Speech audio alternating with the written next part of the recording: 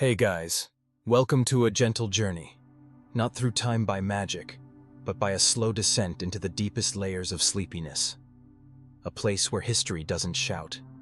It whispers, like wind slipping through a thatched wall. Where every soft mattress of today would earn you a look from a 14th century peasant, equal parts jealousy and suspicion. As if you'd just claimed to sleep on clouds, while they slept on their very lives. Scattered with rotting straw, earthworms, and a few undiagnosed vertebrae that creaked like old floorboards during confessions. Right now you might be lying on a memory foam mattress, hugging a duck-shaped pillow, listening to white noise from your phone, and preparing for a scientifically optimized 8-hour sleep. As for them, those who slumbered before the age of zippers and toothbrushes, they slept in creaky wooden huts, wind threading through the walls, mice with names, and if lucky, a bit of warmth shared with a goat who was, frankly, not in the mood. In that world, you didn't just sleep. You negotiated with darkness. There was no alarm clock, only the rooster's cry, like a passive-aggressive memo from nature. No nightlight, just the faint hum of cold stars above. Sleep, to them, was not a need. It was a battle, a spinal patience exam, and proof that you were still alive, even if there was no guarantee you'd wake up in one solid piece. So tonight, if you find yourself unable to sleep, rest assured, you're not alone. There are millions of ancient souls who once wrestled with itchy straw, communal snoring, and a disoriented hen with midnight wanderings, gently smiling now, somewhere near the edges of your dreams. Chapter 1: The Straw Bed and the Shared Blanket. Where sleep was a group activity, space was a myth, and blankets were made of whoever was nearest. You might think the bed you're lying on is unremarkable, just a senseless block of mattress with a few tired springs and a crumpled sheet you didn't have time to iron. But if you lived in the 14th century, simply having something to call a bed would have been enough to spark hushed gossip among the neighbors, as if you'd just imported a unicorn from Venice. Beds back then, especially for common folk, weren't objects. They were compromises. Patchworks of straw, hay, old burlap, and the desperate hope that if you lay still enough, the fleas might choose someone else first. They called it a straw bed. Sounds quaint. But really, it was just a massive cloth sack stuffed with secondhand straw. Straw that probably once cushioned a chicken nest, a cow's behind, or a wedding ceremony that the straw never emotionally recovered from. When you lay on it, you didn't just fall asleep. You merged souls with the wheat stalks. The straw crackled in protest. Every toss, every turn, a miniature symphony, creaking planks, wheezing breaths beside you, and the soft plop of a fat bedbug dropping confidently onto your forehead. Blankets? Not quite. They pulled over whatever didn't protest. Burlap, coats, animal hides, grain sacks, or, in particularly innovative cases, each other. Sharing a bed wasn't just cozy, it was heat strategy, like loaves of bread keeping each other warm in a basket, except one of them was your snoring cousin. And his hand had been on your face for 2 hours. Privacy didn't exist. In a 2-room hut, everyone slept in the same space. Grandparents, toddlers, and a few emotionally unstable chickens. Think 3 people in a bed is crowded? Try 7 humans, 1 cat, 2 ice-cold feet, and that lingering question, who just farted, and why does it smell like pickled fish? But the most surprising part wasn't the tight squeeze or the communal scent, it was the strange comfort. In that cramped, pungent space, between your father's snores, your mother's aching groans, and a rat auditing the flour sack, you felt like you belonged. It wasn't clean, it wasn't comfortable, but it wasn't lonely. Every creak in the night was proof the world still turned. Awkwardly, noisily, like an old water wheel refusing to give up. There was such a thing as a loft bed, a raised wooden platform for the parents, a place of honor. Though even there, you couldn't escape the rats, the termites, or the 3 a.m. invasion of a child dreaming about rice paddies and needing to pee. Some families were too poor for even straw. They slept directly on the ground, knees as pillows, dreams as blankets. People say sleeping on the earth connects you to nature. That changes quickly when nature wriggles into your shirt as a curious earthworm. In winter, The cold sliced through your walls. Your breath turned into mist. Sleep wasn't comfort, it was a challenge. How do you not freeze without burning down the house? How do you stay warm without the family dog crushing your lungs? How do you fall asleep without dying slightly in the process? And yet, they slept. Medieval people slept stubbornly, slept earnestly, sometimes even poetically. Children huddled like rice cakes, adults whispered prayers, and every now and then, between the chaos, a moment of quiet, just the wind threading the roof. And the straw, rustling against a dream. You'd wake up with a back like you'd wrestled a bear, a neck bent left like you angered a pillow-hating deity. And somehow, it all felt normal. Because you were medieval. And sleep? It wasn't just something you did. It was an art of survival. Chapter 2. When privacy was a dangerous idea. Back when sleeping alone meant you were either cursed, haunted, or thinking too much. Also known as how to sleep when grandma snores, dad coughs, mom talks in her sleep, the baby pees the bed, and the chicken is having an existential crisis about the meaning of eggs. If you're curled up under a soft blanket right now, noise-canceling headphones on, door locked, curtains drawn, and double-glazed windows muting the world outside like you're preparing for a sacred sleep ritual. Congratulations! You've created a sleeping environment that would have made a 14th century villager deeply suspicious, possibly terrified, and just a little convinced you were a ghost. Because back then, sleeping alone was strange. Not odd strange. More like, are you a witch? Strange. To the medieval mind, choosing solitude was like announcing you'd started a personal friendship with the moon. Who would sleep alone when you could sleep with 6 people, 3 animals, 1 axe, and a small pile of unresolved emotions? Privacy, as we know it, didn't exist. No locks, no walls, no do not disturb signs in embroidered Latin. No one knocked because there was no door. No one asked because everything belonged to everyone. If you woke up and found your distant cousin asleep across your knees, you didn't panic. You just pulled the straw blanket higher, sighed, and hoped the rooster wouldn't crow a 5th time. A typical house wasn't really a house. It was a zone, made of wood, mud, and nature's indifference. One space for cooking, eating, sleeping, arguing, birthing, mourning, chicken raising, and occasionally hiding a turnip. Everyone slept together. And if there were too many humans, someone bunked with the cow. At least the cow didn't snore in multiple dialects. Sleeping alone? Not just a luxury. A red flag. Children who resisted communal sleep were suspected of being lured by forest spirits.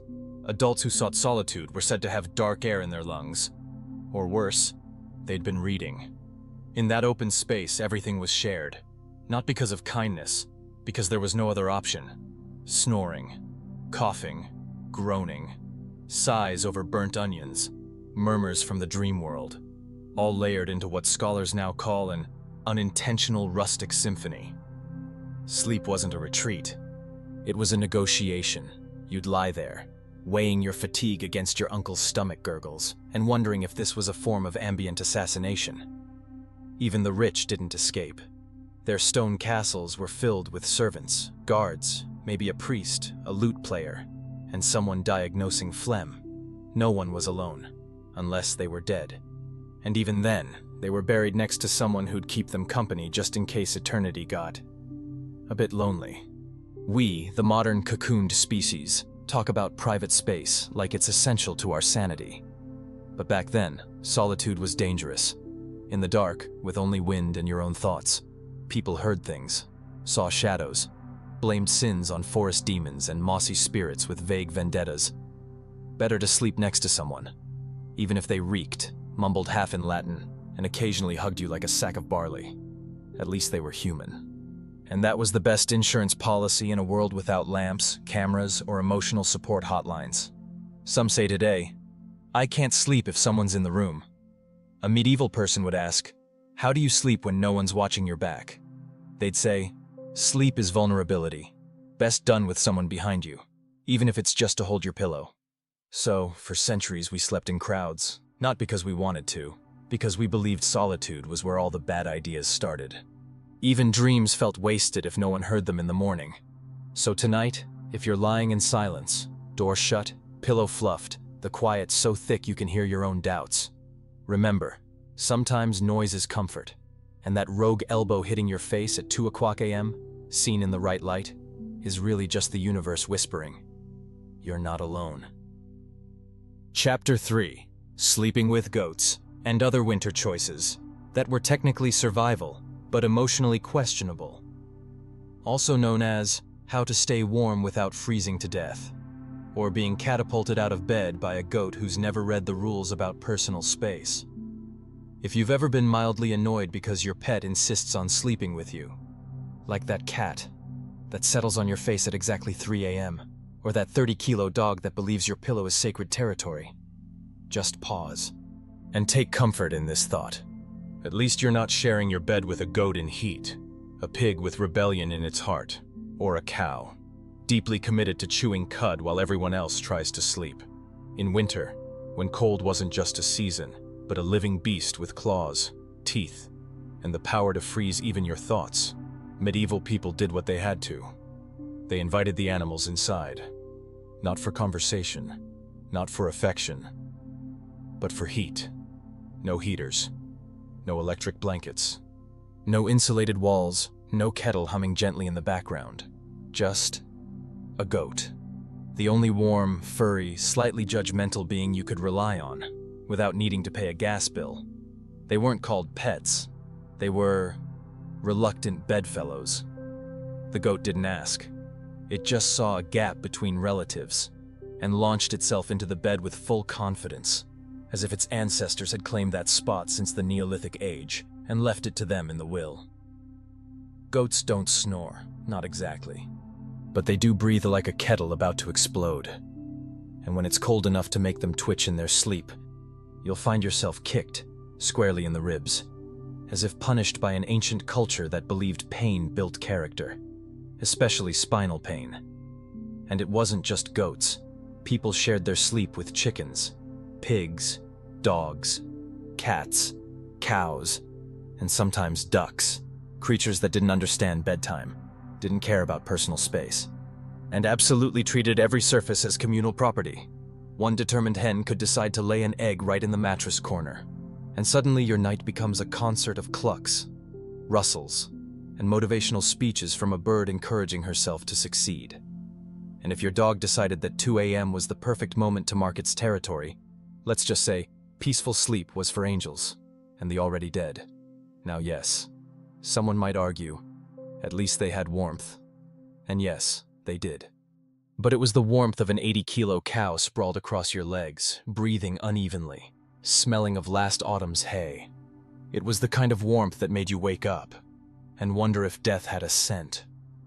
And then, there were moments, quiet ones, when you'd half-wake, reach out, stroke something soft, and slowly realize you're petting not your child, not your partner, but the rear end of a pig, snoring peacefully, dreaming of dinner. You want to scream, but you don't, because you were the one who whispered, "Just for tonight." In that world, there was no line between human and animal space, because there were no lines at all. In the war against cold, hunger, and dark, anything warm, quiet, non-biting, and vaguely cooperative was welcome. The bed, already a fragile truce between cousins, became a buffet of sleepers. Animals slipped in like guests at a party no one had the energy to turn away. You might ask, why not build a pen for them? The answer? They hadn't built proper homes for themselves yet. When your house barely survives a strong wind, it feels a bit formal to argue about who gets their own room. And yet, people slept. Somehow, they adapted, adjusted, accepted. Sleep wasn't peace. It was a pause, a moment between goat kicks, between rooster crows. You'd wake up, sore, blurry-eyed, soaked from something you didn't ask questions about. And still, you'd get up, you'd walk to the field. You'd carry that particular scent of night, hay, fur, and dignity left behind. So tonight, if your air conditioner hums too loud, if your cat steps on your face, think of the medieval sleeper. And if you really want to understand what warmth used to mean, find a goat, put it on your bed, and see which one of you jumps out first. Chapter 4. 2 Sleeps a Night. The Forgotten Rhythm. That split the darkness like a loaf of bread, shared quietly between yesterday and tomorrow. Also known as when sleep didn't run straight through like an overnight bus, but stopped halfway to drink water, whisper to God, and wonder if the fire would hold until morning. You may think a good night's sleep should be one long, unbroken stretch, 7 to 8 hours, from the moment your phone hits the floor, to when your alarm screams like a derailed ambulance, charging through your dreams. You believe sleep is a non-stop express train, a seamless river of unconsciousness, as if dreams too respect your schedule. But, surprise, your ancestors, those stoic souls of the 14th century, slept differently. They tore the night in half, like splitting a stale loaf of Friday bread, with a spoon, uneven, imperfect, intentional. It was called 2 sleeps a night, segmented, biphasic. It wasn't the exception. It was the standard. Here's how it went. Sunset arrived, dinner was eaten, hands were washed, in water colder than a monk's silent judgment. And then, people went to bed. The first sleep, known poetically as the first sleep, lasted about 4 hours. It came fast, sank deep, often filled with dreams about turnips, dry hay, and rats who made disturbingly prolonged eye contact. Then, they woke up. Fully. Not groggily. Not, roll over and check your candle. Awake. Alert. Midnight open-eyed existentialism. No one called them. No app reminded them. The body just decided, we're pausing now. This was called the watch. It lasted anywhere from 1 to 3 hours, depending on the person, the season, and how punctual the local rooster felt. During this time, people did things. Not yoga, not doom scrolling, no productivity hacks, just medieval things. They prayed, swept, read scripture, milked a goat, or just sat by the hearth, watching the embers fade, like the memory of a bad idea that hadn't fully apologized. Some said this moment, this liminal in-between stillness, was when the spiritual world opened, when prayers traveled farther, echoed longer, had a better chance of being answered. If not by God, then maybe by the groans of someone cramping beside you. Some couples took this time for intimacy. Medieval medical texts, brimming with confidence, short on science, actually recommended it. Apparently this was the golden hour for the act. The result? More than a few medieval children were conceived to the rhythm of whispering winds, creaky beds, and a hen who couldn't sleep either. Others used this watch to mend clothes, wash linens, teach children, or whisper ghost stories to the dark. Some just sat, listened, because when you don't have the internet, even the floorboard gets a personality, and then eyes would grow heavy. The goat would fall back asleep, the cow, hopefully not peeing nearby, and people would return to the second sleep. This one, lighter, shorter, often ended with a rooster confusing himself for a very enthusiastic alarm clock. The strangest thing? No one thought it was strange. It wasn't a sleep disorder. It wasn't fragmentation. It was life. Just like wearing 2 tunics, because the first was taken by fleas. Just like eating 2 breakfasts, because the first one hit the dirt. Then came electricity. Light burst into the night like an uninvited guest who overstayed forever. Sleep changed. Work stretched. Exhaustion crept in. Rest became a goal. A task. One unbroken timeline with no room for pausing. No room for praying. No room for pondering. Now if you wake at 3 a.m., you're given advice. Take melatonin. Turn off your screens. Breathe. Read. Meditate. Scroll very responsibly. You're labeled restless, anxious, or insomniac. But maybe, just maybe, you're not broken. Maybe you're just a classic, a well-worn grandfather clock, ticking on a medieval schedule, trying its best in a century lit with LEDs and buzzing notifications. So, when you wake in the silence, and the only sounds are your breath, the fan's spin, and the ash of a dream still smoldering, Just remember, maybe you're sharing this hour with someone long gone, someone who once sat beside a cold fire, thinking quietly to themselves. Pretty sure there's one more sleep left. Chapter 5. The Watch. What did they do between two sleeps? Or, when you wake in the night, don't think you're alone. Your ancestors also sat by the embers, reflecting on sins with an empty stomach and numb legs. There exists a moment in the night, nestled between the realms of sleepiness, where everything seems to pause. No distant sounds of pounding rice. No hens reminding that dawn hasn't arrived. No motivation to clean the stables at first light.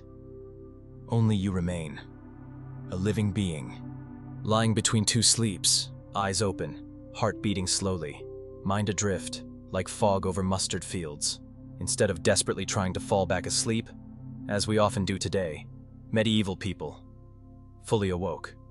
They didn't toss and turn, didn't beg the sleep deity like a disinterested ex-lover, who still checks in occasionally.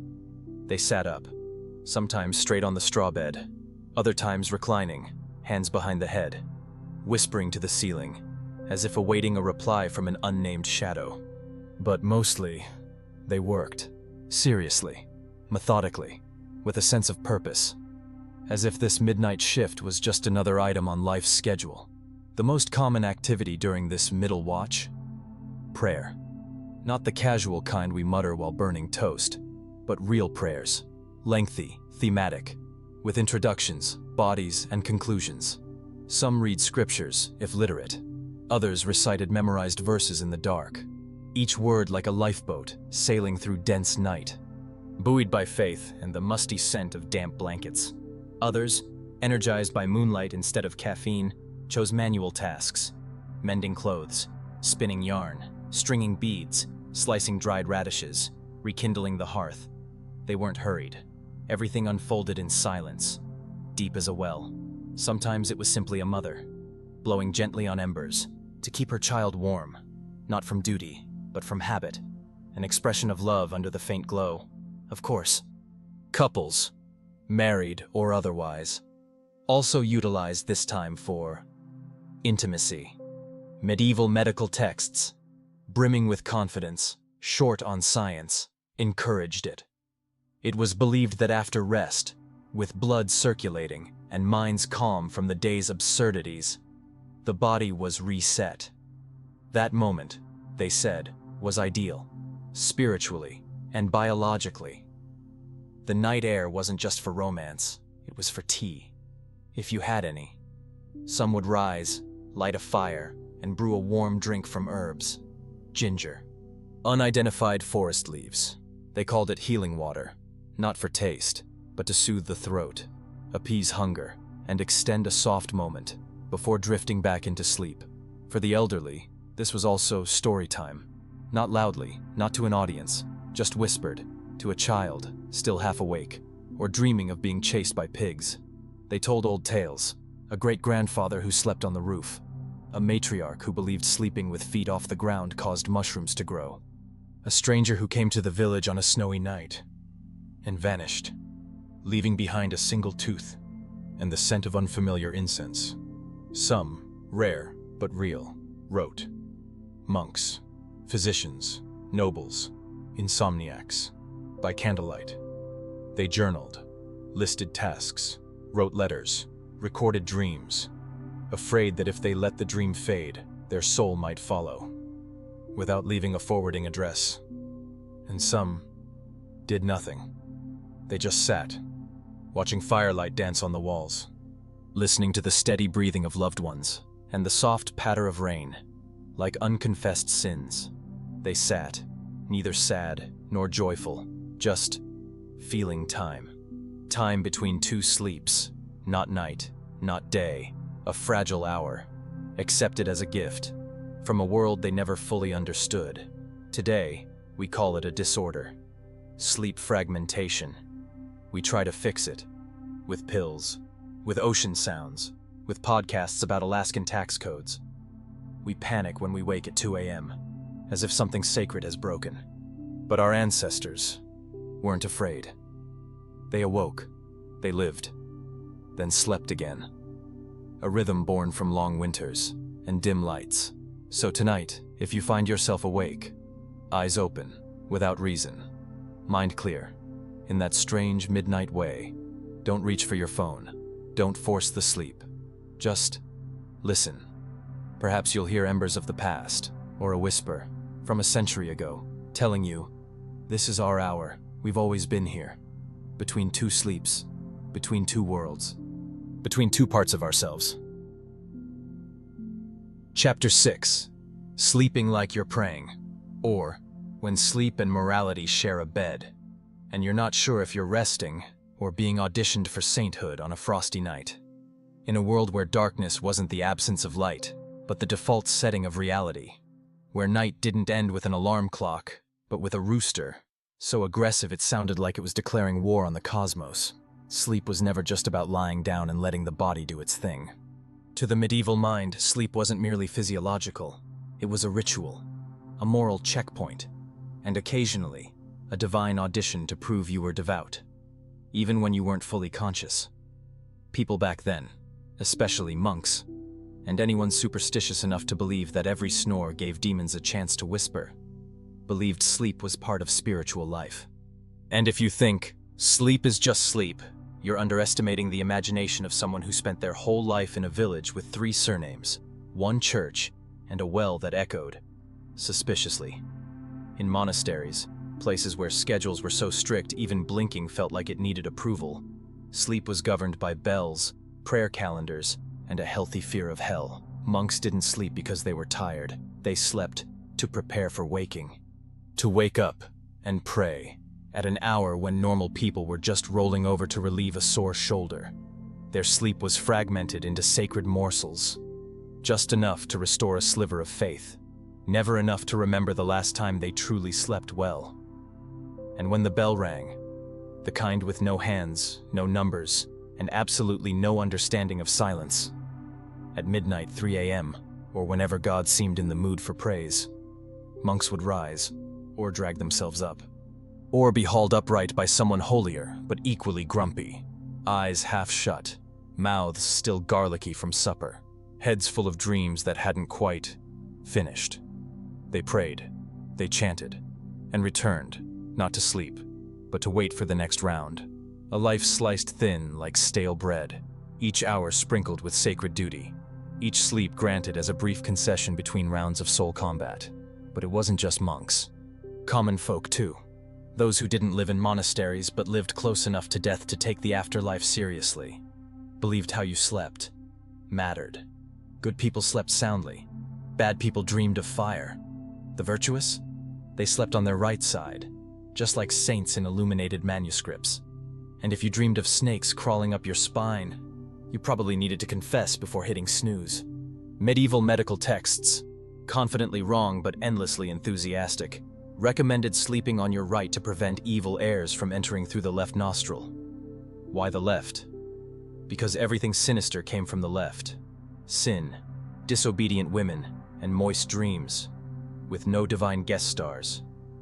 They also believed that during sleep your soul left your body, not far, just far enough to float above you, and decide whether you deserved to wake up in the morning. So before bed, people prayed, not to sleep well, but to be permitted to return.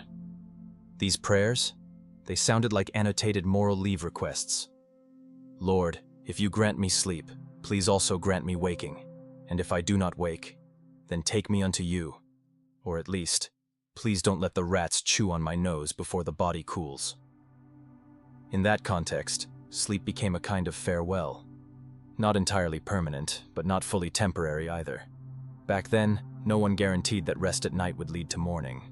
Death came at night like a thief, quiet, unannounced, often accompanied by malaria or a rodent cleanup crew, and if someone didn't wake up, people would sigh, shake their heads and murmur, "At least they slept like a good person."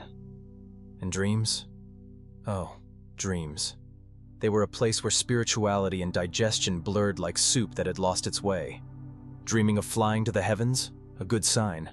Unless you had a fever. Falling into a well? That was either your ancestors sending a message, or the undercooked beans. There were entire books dedicated to dream interpretation. Thick ones, full of confusing illustrations. And entries like, "If you see a talking dog, beware your neighbor's carrots. Say the wrong thing to a dream interpreter, like goose instead of goat, and your destiny might get rerouted to the wrong parish." So, if you ever wake from a strange dream and wonder if your brain is glitching, remember, your ancestors believed that every dream was a message from the universe, from demons, or from your great-great-grandfather, who died in a butter-related accident during wartime. That dream where a giant chicken chased you? Not indigestion, a warning. Pray more, or at least change your bedding. So tonight, if you lie down, close your eyes, and drift somewhere between waking and dreaming, don't worry. You might not just be sleeping, you might be conversing, not with words, but with breath and heartbeat, with some part of the world you never hear during the day. And if you wake in the middle of the night, just remember, you are not alone. Somewhere, perhaps hundreds of years ago, another man sat in the dark, elbow on his knee, eyes reflecting the flicker of firelight, wondering quietly, "Not sure if I just slept, or just got forgiven." Chapter 7. Dreams were messages, or malfunctions. Also known as when you dream of riding a giant turnip through clouds made of cheese, and instead of asking why, someone tells you, "That's a good omen." There was a time, not that long ago, when every dream was treated like a divine parcel. Not the express kind, but the kind that meanders through the heavens without tracking numbers, and occasionally arrives half-eaten by cosmic rodents. Medieval people didn't dream because they felt like it. They dreamed because they believed.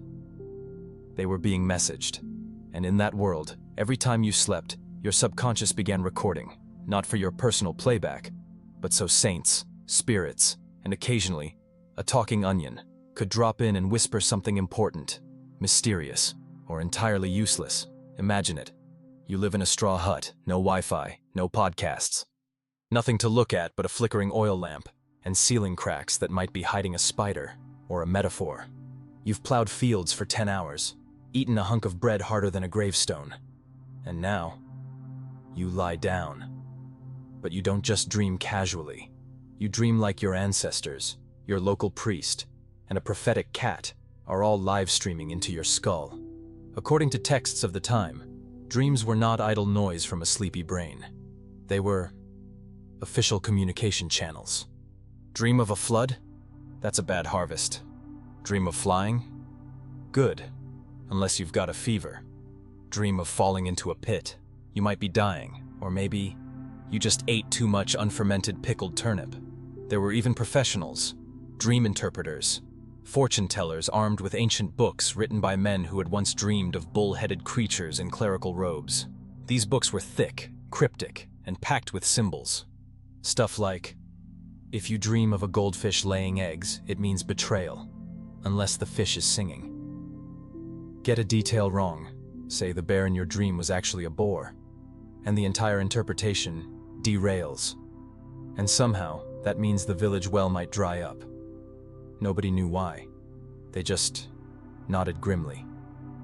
Some dreams were sacred. Saints would appear, or dead relatives would deliver vague last words like, "Don't forget something, somewhere." These dreams were recorded, sometimes carved into stone, other times repeated every winter when there was nothing to do but sit by the fire and wonder if you should believe. Others believed the soul wandered, not to heaven, not to hell, just around the village, eavesdropping, returning with gossip. So if someone woke up looking disturbed, you might ask, "Where did your soul go last night? Hear anything good?" There's a tale from the 14th century of a man who dreamed he was feasting with the king. He woke up, having chewed through his straw hat. The village declared it a sign. Of what? No one knew, but they nodded, and for 10 years, he was invited to every wedding to retell the dream. Because if you can't decode a message, you might as well make it entertainment. Not all dreams were profound. Some, pure hunger, cold, or digestive chaos. Dreamed of being chased by a giant talking pig? You probably ate mystery meat sausage. Dreamed you were a turnip on an altar? Maybe it's just been a very turnip-heavy week. But instead of dismissing them, medieval people interpreted. Because in a world where everything might be a sign, dreams were no exception. Even the ones with hat-wearing dogs, or lute-playing cats. And interestingly, they didn't just interpret their own dreams. They collected them, exchanged them, passed them down like spiritual currency. Someone dreamed the village would burn, buckets were filled. Someone dreamed of a wedding, and suddenly, they had one. Someone dreamed of wind changing, witchcraft accusations, incoming. Dreams were the nightly news for people with no social media, and the weirder the dream, the more seriously it was taken. Because in a world starved of data, only the bizarre made sense. And then, there were the dreamless. They slept soundly, no images, no messages, no prophetic snakes doing the cha-cha. They were considered either very lucky or very suspicious.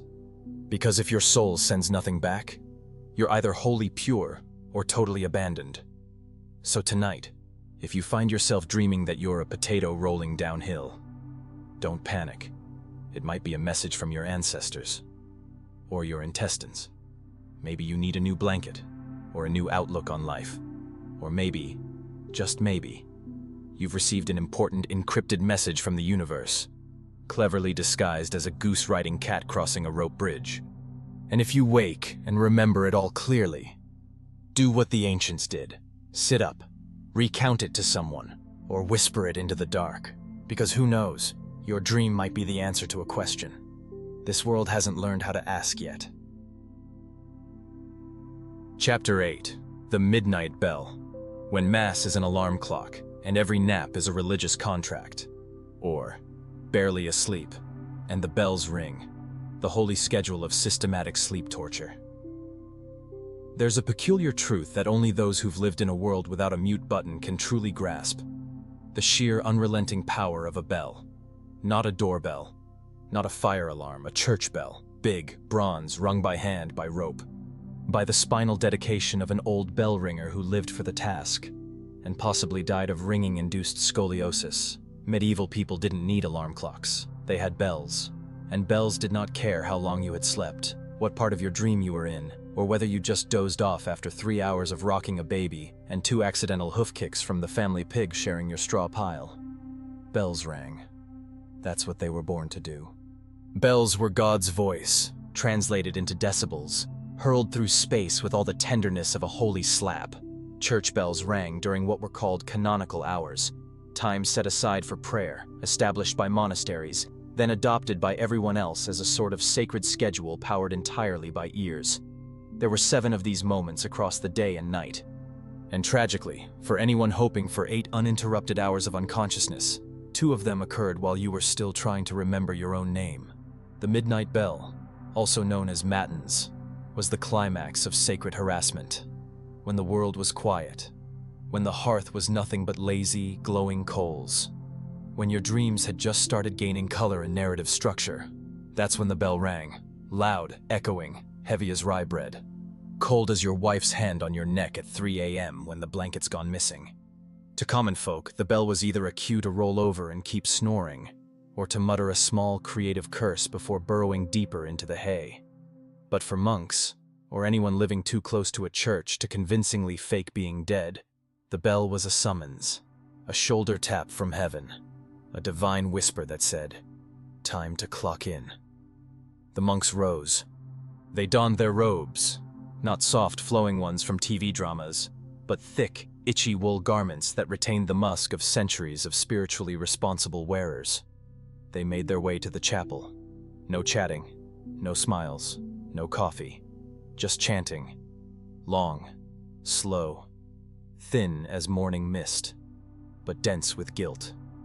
And here's the strange part. Despite being woken constantly, despite a sleep schedule that would make any circadian rhythm curl up and cry, these people lived. They worked.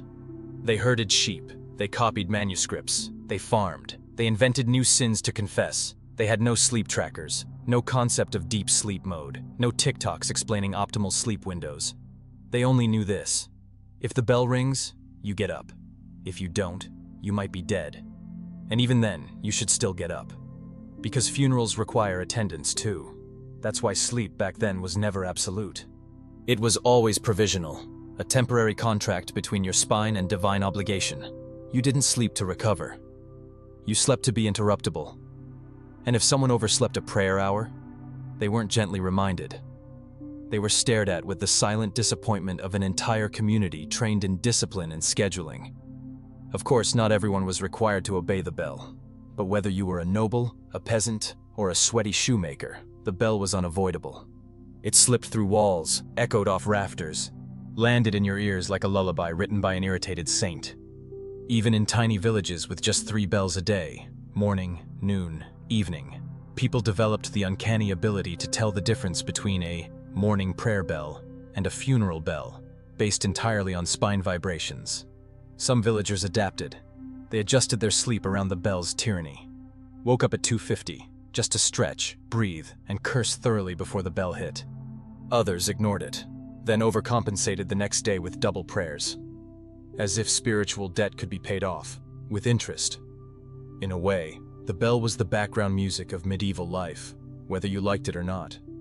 It marked time, sliced sleep, reminded everyone that no one truly owned their hours. Even in slumber, that final, fragile refuge you thought was yours, there was a string ready to yank you back into God's to-do list. And tonight, if you're stirred by some noise, a garbage truck, a wheezing AC, a cat vomiting hairballs, or a 3 a.m. text from an insomniac friend in another time zone, remember, it might not be random. Somewhere, in a mossy parallel timeline where people still wear itchy wool and drink warm water from wooden ladles, a bell is ringing. And you, though not a monk, might be waking up, not just to stretch, but to wonder. Can you still hear your own soul beneath all these bells that were never yours? Chapter 9. Sleep as a moral act, and oversleeping as a grave sin of sloth, or when sleep was measured not by hours, but by how much you were disappointing God in your snoring. You might think that how long you sleep, where you sleep, who you sleep with, and yes, we mean actually sleep, are all personal matters, private, delicate, nobody's business. But if you had lived in the Middle Ages, you'd need to take that thought, wrap it in burlap, tie it with hemp rope, and toss it straight down the sacred village well. Because back then, sleep wasn't personal. Sleep was morality, a spiritual decision, a social manifesto written with your spine and your sunrise wake-up time. In medieval society, sleep, or rather, how you slept, was a measure of virtue. Good people slept just enough. Bad people slept too much. The righteous rose early. The depraved were still lying down when the rooster had crowed 3 times. Anyone still in bed past morning was suspected of consorting with demons, indulging in forbidden pleasures, or, worse, developing independent thought. Doctrine, medical texts, fire and brimstone sermons, and the whispered wisdom of old women next to baskets of beans all agreed in chorus. Sloth is the root of all sin. And since oversleeping was the most visible form of laziness, because you can't plow a field while unconscious, at least not yet, those who snoozed too long quickly became walking proof of moral decay. Waking late meant you did not honor God. Sleeping in was a sign your soul hadn't woken up either. One account tells of a man caught still sleeping after sunrise. He was publicly scolded, called a reckless consumer of communal air, and banned from the harvest festival. A punishment equivalent, in today's terms, to being unfriended in real life and then banned from the group chat. Even nobles, those who slept on actual mattresses and shared beds with fewer bugs, weren't exempt. They could be forgiven if they claimed they'd been up late discussing scripture or plotting righteous feasts for the poor. But being caught asleep during morning mass, that was social suicide. In monasteries, the rules were even harsher. Monks weren't judged only by how often they prayed, but by how awake they were while doing it. Yawning during matins was like yawning in front of God. Fall asleep, and you might be poked with a candlestick. Or worse, assigned extra confession slots with bonus guilt. Now yes, exceptions existed. The sick, the elderly, pregnant women, occasionally, were allowed to nap. And by nap, we mean 20 minutes. Not, I'll sleep through winter and wake up in time for the maypole. Interestingly, people didn't just judge others, they judged themselves. Confessions from the time include lines like, "I slept past the bell," or "I lay 10 minutes longer, though I was awake." These statements were written with the gravity of cow theft or crop sabotage, when in truth, the only sin was lingering under a blanket. In stories and paintings, villains were rarely hard-working. They were always napping, lounging, draped under trees, dreaming of things they absolutely shouldn't have been dreaming about. Saints, on the other hand, were always up before dawn. They lit the fire before the sun even yawned. They kneaded dough while the rooster was still inhaling. It's as if one late morning could ruin your entire moral resume. And even though medieval people didn't have smartwatches or REM cycle reports, they had something better. Judgmental stares. The stare of your neighbor, the stare of your priest, the stare of your wife, the stare of your cow, who absolutely noticed you got up late yesterday. Of course, there were rebels. People who embraced long sleep, people who napped, people who talked to moss. They were called weird, lazy, or someone the devil will personally collect at 2 a.m. Some of them became legends, not for greatness, but because they never, ever got up on time. So, if you've ever felt guilty for sleeping in, remind yourself, at least you don't live in a time when closing your eyes a little too long was a sign of moral degeneration. And if tonight you go to bed early, not because you're tired, but because you fear the judging gaze of a spectral medieval cow looming in your dream, sleep soundly, because perhaps the sleep you now enjoy is a luxury your ancestors were never allowed to experience without feeling guilty. Chapter 10. Sleep Talismans, Leafy Herbs, and a Frog on the Forehead. When insomnia became a spiritual and agricultural business opportunity. Also known as, can't sleep, try placing a cold frog on your forehead, and don't ask why, because clearly coldness is just nature's lullaby. In today's world, insomnia is an inconvenience, a bother, something you might treat with melatonin, a sound machine, or a podcast about 18th century fishery regulations. But in the Middle Ages, where light was measured in beeswax, and noise was mostly chickens coughing and rats giving TED Talks on survival, not being able to sleep wasn't just personal. It was a sign of illness, a sign of possession, or worse, a sign that you had been cursed. Maybe by turnips, maybe by the old woman's glare, or maybe because you dreamt of distant applause from hands that didn't belong to anyone in the room.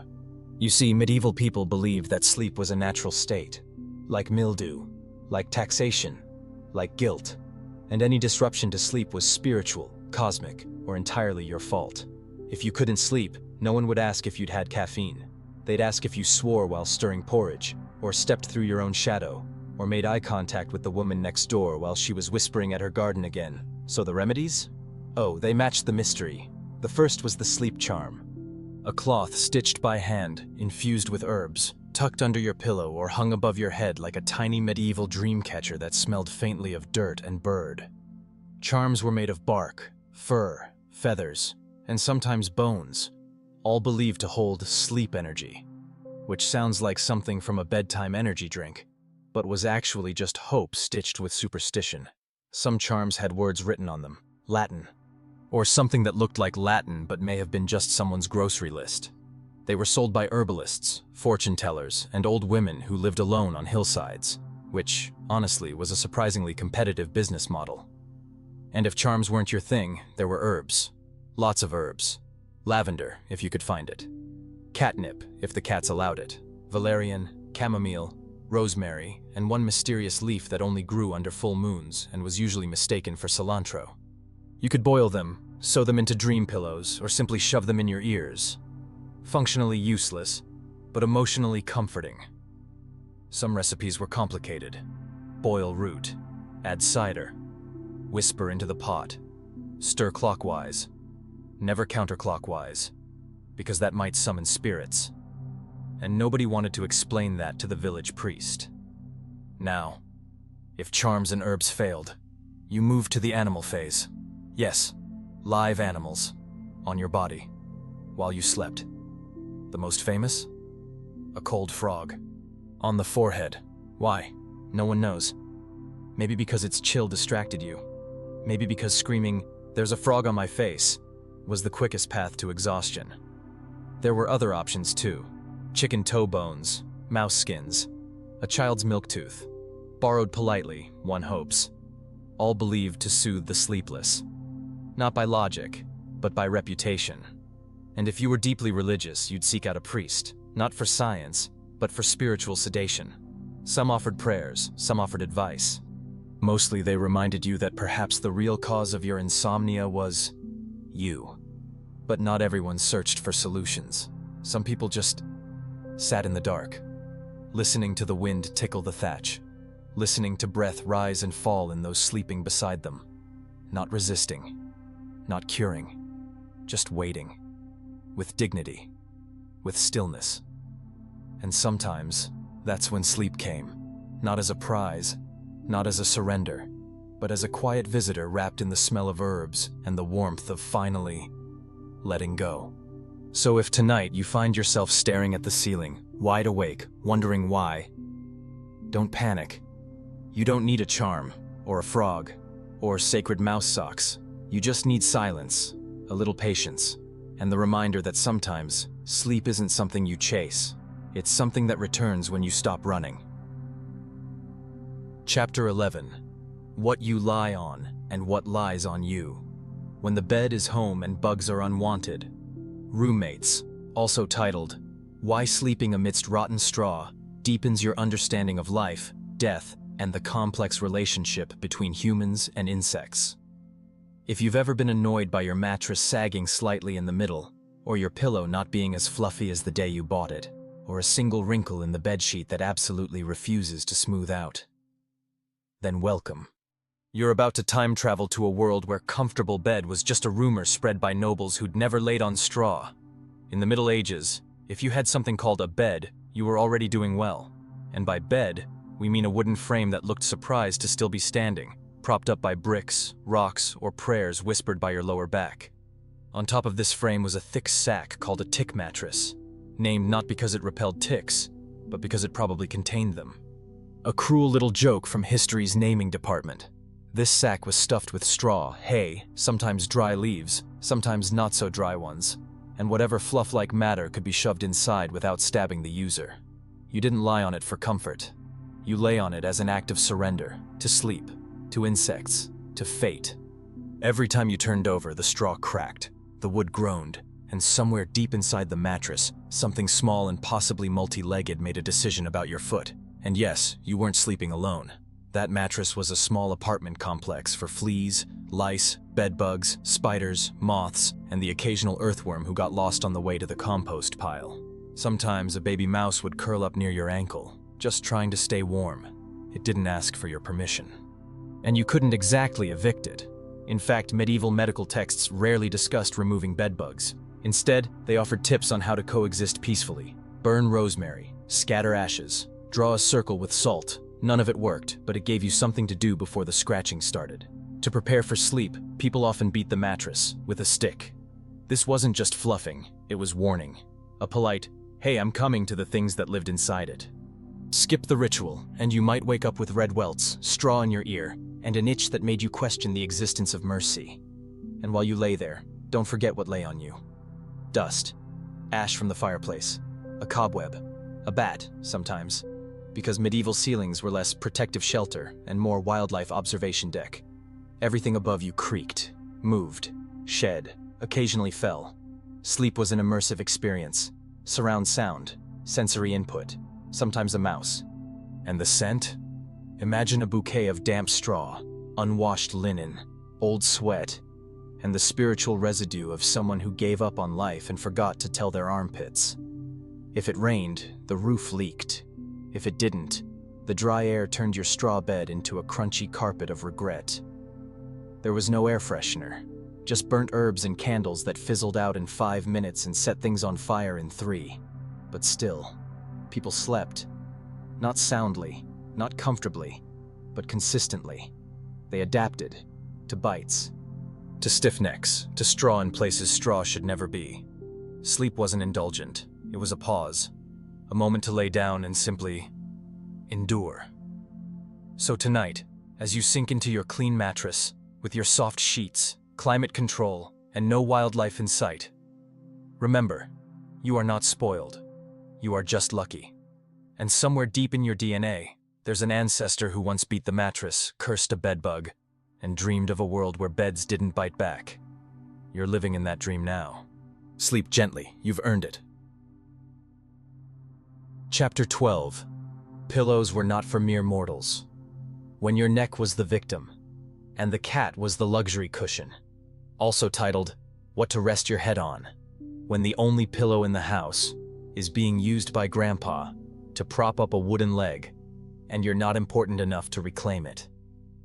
In the modern world, a pillow is considered an essential part of sleep. Some people even travel with theirs. Some own entire collections of ergonomic pillows with molecular rebound technology. And others test 52 kinds of pillows in a furniture store, only to realize none of them fit the neck. So they return to that old discolored pillow, the one that just gets them. But in medieval times, a pillow wasn't a household item.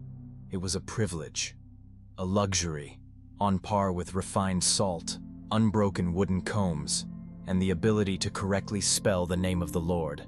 For commoners, pillows, as you imagine them, barely existed. There was no plush memory foam, no soft Egyptian cotton covers, no hidden zippers, and certainly no antimicrobial features. What passed for a pillow, if one existed, was often a rough sack filled with straw scraps, fabric remnants, or reused wool so degraded that no one could tell if it was still wool, or just a blend of shed hair, mopping rags, and ancient dust. And if you didn't have a sack? No problem, a sleeve would do. A chunk of wood could prop your head. A tightly bound bundle of straw, why not? Some even rested their heads on books, not for the love of learning, but because the book was the softest thing in the house after scanning every plank and scratching their head in despair. However, a small group of people, those with means, status, or at least proximity to someone in the cloth trade, could access a real pillow. These were thick cushions, stuffed with goose or duck feathers, sewn into woven fabric, sometimes embroidered, sometimes hand-stitched, and always stored like heirlooms. Such pillows weren't for nightly use. They were for important guests, for holiday displays, or served as platforms for wedding gifts. A true pillow often rested quietly in a chest, while the family continued sleeping on sleeves, because the pillow was heritage, and sleep was just today's problem. Naturally, in households without such means, an unexpected creature rose to prominence as a practical solution. The cat. Cats, warm, soft, and expert in locating ideal resting spots, quickly became four-legged pillows during freezing winter nights. Children laid their heads on cats. Adults stole moments to lean their necks against a cat's back when it lay still. Though never fully cooperative, cats often tolerated being cushions for about 15 minutes, or until you exhaled too hard and they left like offended nobles. Besides cats, dogs were used as well, but dog fur was coarser, and their breathing a bit over-enthusiastic. So not everyone had the patience. Some tried resting on goats, only to be kicked off the bed for incorrect midnight shifting. Others crafted DIY pillows, cloth sacks stuffed with dried grass and lavender. Great in theory, until insects decided it was their grand opening buffet. The problem with not having a pillow wasn't just discomfort.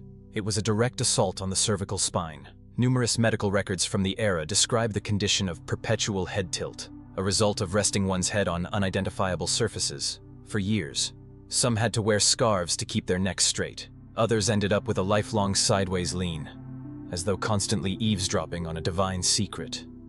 That dreamy, tilted head look?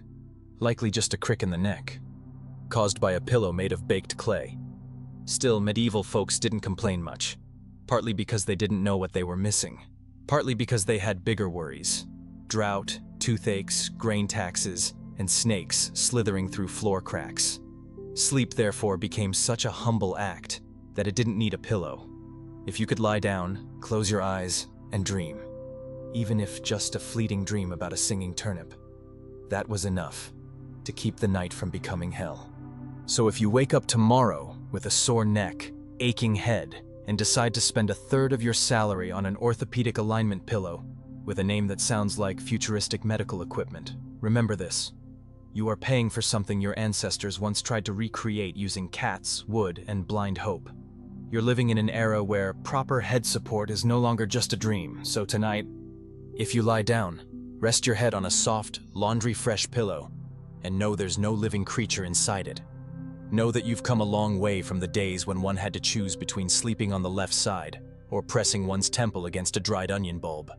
And who knows, as you drift off into sleep, you might see a medieval soul, head resting on a groaning orange tabby, gazing at you with envy, whispering, "That pillow is really soft." Chapter 13. Sleepwear was a luxury, when bare backs met the cold and sleep met legal complications. Or, don't have pajamas? Don't worry, neither did medieval folks, except they didn't see that as a problem, unless you were nobility and the north wind got involved. When we think of sleep, many of us picture a cozy scene: dim lighting, soft pillows, fragrant blankets, and a carefully chosen set of pajamas, perhaps cotton, silk, or, if you're feeling adventurous, a sleek plum-colored satin.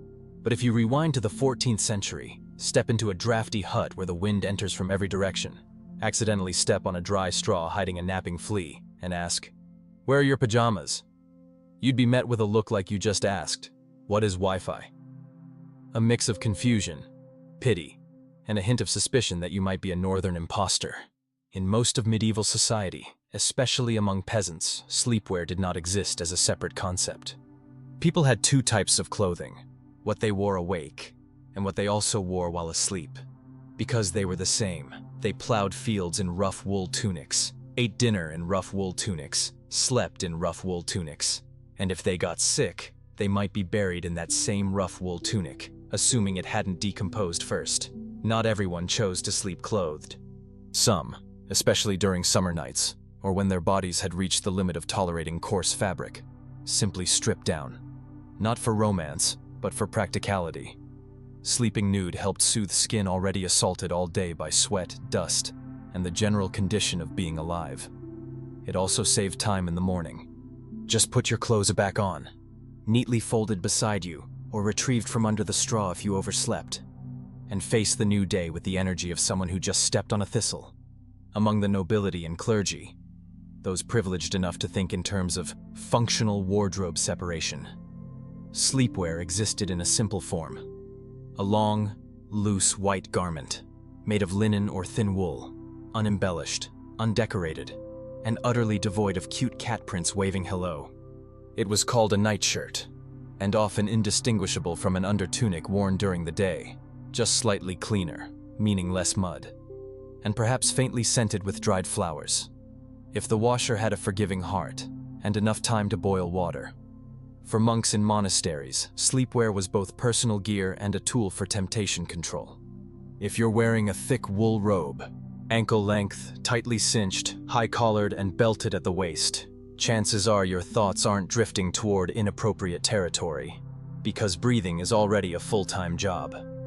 Still, debate existed over what one should wear to sleep. Some medieval medical texts recommended sleeping naked, to let the body breathe, and to allow the earth's warmth to enter the bones, which sounds poetic.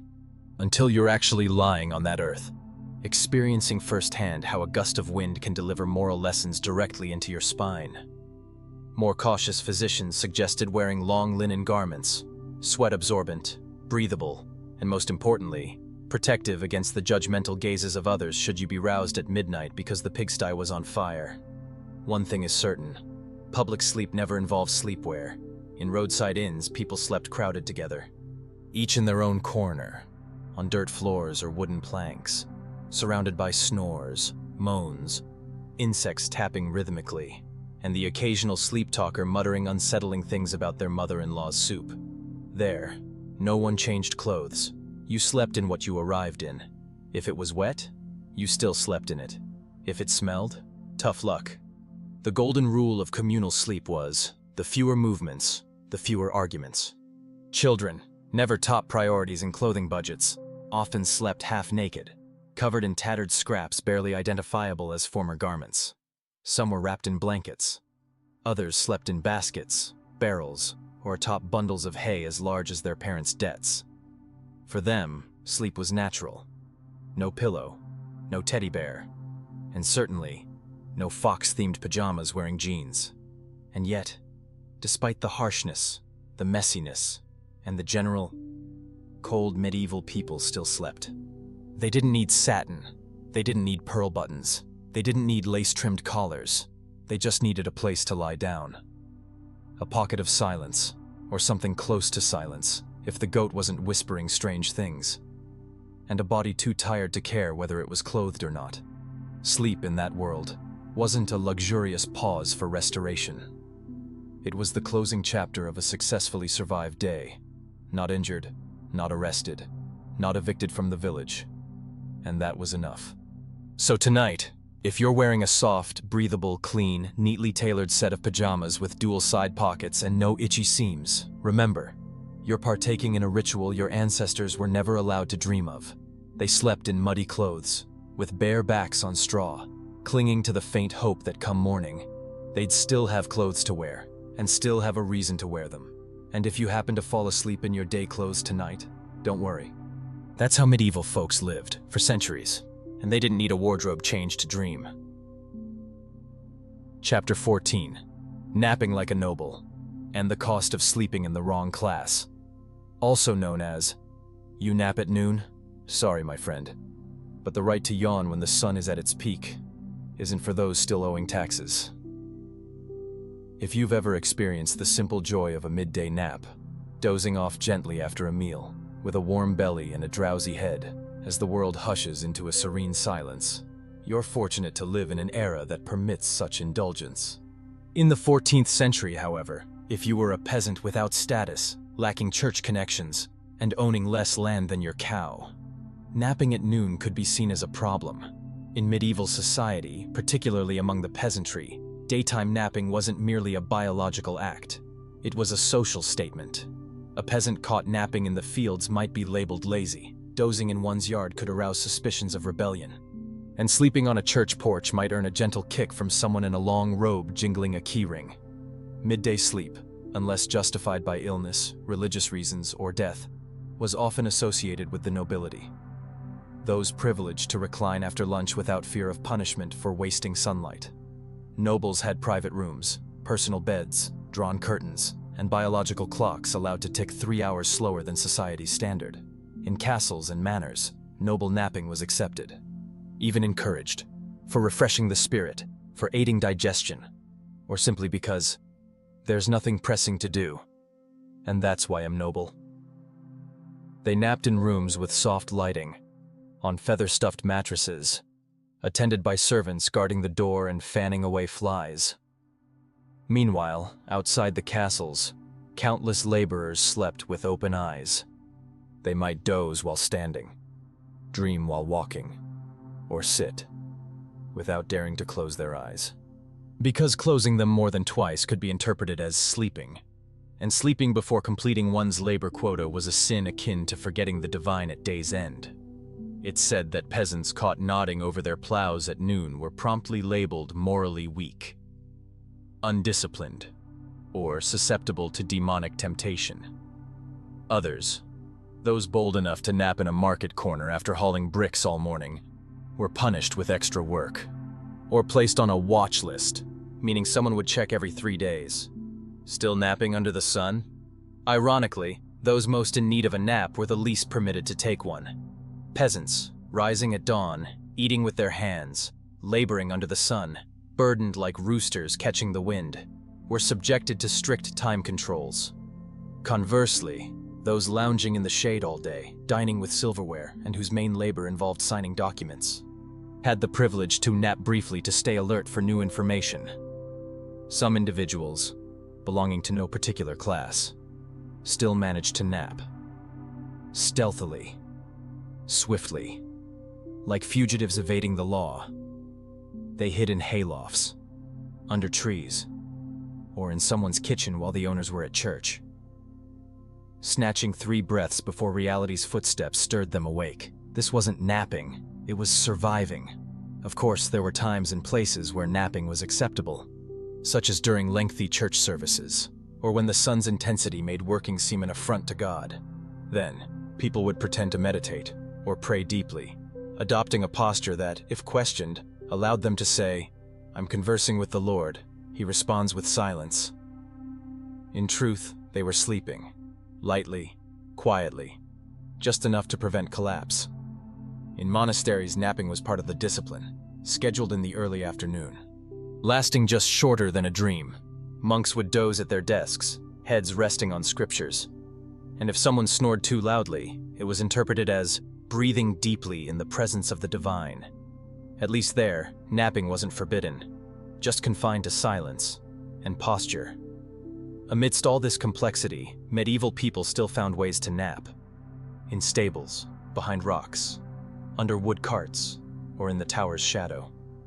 They slept sporadically, without names, without notice.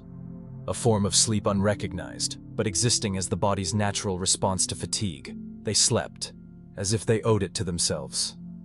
And that was enough.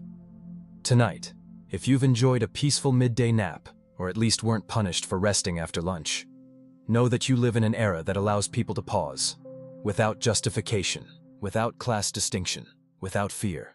You can close your eyes at noon without being branded a traitor. And if someone asks, "Why are you napping?" smile and reply like a noble who survived the 14th century, "Because I can." Chapter 15. A night without a bed, a house without walls, and the wind's shrinking whispers.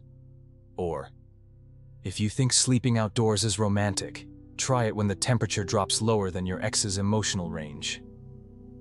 There are nights when you can't sleep because of car horns, neon lights, or the refrigerator deciding to groan like it's mourning its own frosty fate. But then, there are nights in the 14th century where sleep evades you for a far simpler reason. There is no place to sleep, no bed, no blanket, no windproof walls, nothing, except the night creeping across your spine like an uninvited guest, quiet, patient, and determined. In medieval society, especially among the class so poor they couldn't even qualify as standard poor, the idea of having a home was more symbolic than real. You might have a roof, crafted from dry straw, stubborn weeds, or sticks that had been convinced they were structural, but no walls. Or maybe you had 4 packed earth walls, but no roof. Or maybe you had all of the above, but they were torn, slanted, and refused to collaborate like a dysfunctional family. In such conditions, sleep wasn't merely entering a dream. It was a tense negotiation between your body and the weather, between exhaustion and drafts, between the desire for peace and reality's refusal to cooperate. Wind, in the medieval world, wasn't just a meteorological event. It was a character, a night stalker, a semi-sentient entity with just enough spite to know precisely when you've laid down, then blow directly at your neck as if to whisper, "Hey, you forgot to shut. Oh right, you own nothing to shut." Medieval people had their own ways of dealing with cold, roofless nights. Some slept in livestock sheds, not out of affection for animals, but because a cow's breath was often more valuable than prayer.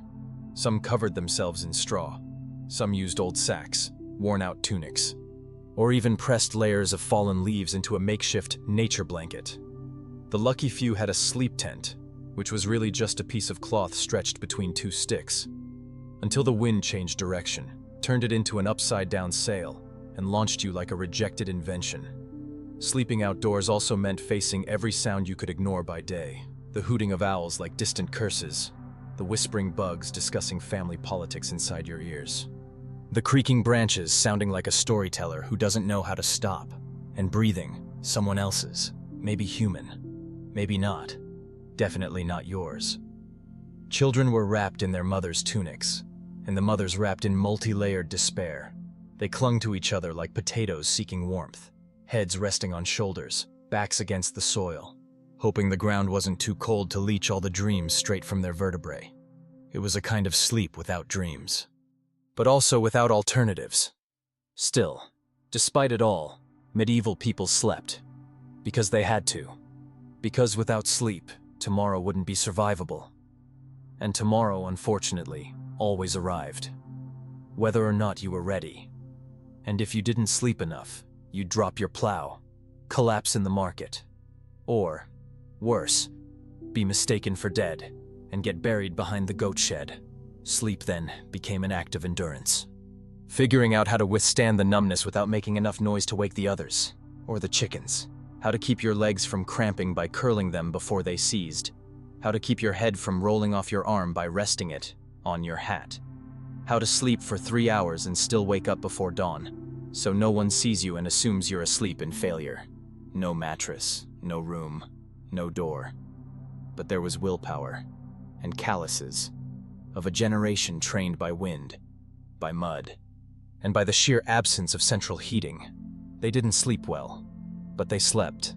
They didn't dream of beauty, but they woke on time, and they kept living, by momentarily escaping life for a few hours each night. And if tonight you are sleeping in a closed room with opaque walls, sealed windows, and a thermostat you can adjust with a gentle button press, know this: you are enjoying a privilege your ancestors once traded entire winters to dream about. They laid their heads on stones, pressed their backs against fog, breathed through clenched teeth, spelling out resilience in every icy exhale. Sleep. But before you do, close your eyes and imagine the ones who once curled up in open fields, in shadows, beneath winds that swept through souls, who still rose at dawn the next day to begin again, armed with nothing but a sore spine and a vague hope that spring might arrive. Because whether you lie on a modern spring mattress or prehistoric damp earth, sleep remains the one place where humans of all eras can lay their burdens down, even just for a little while. And tonight, when you hear the wind at your window, don't be afraid. It's only the whisper of history, reminding you that you are sleeping better than most who ever dared to dream.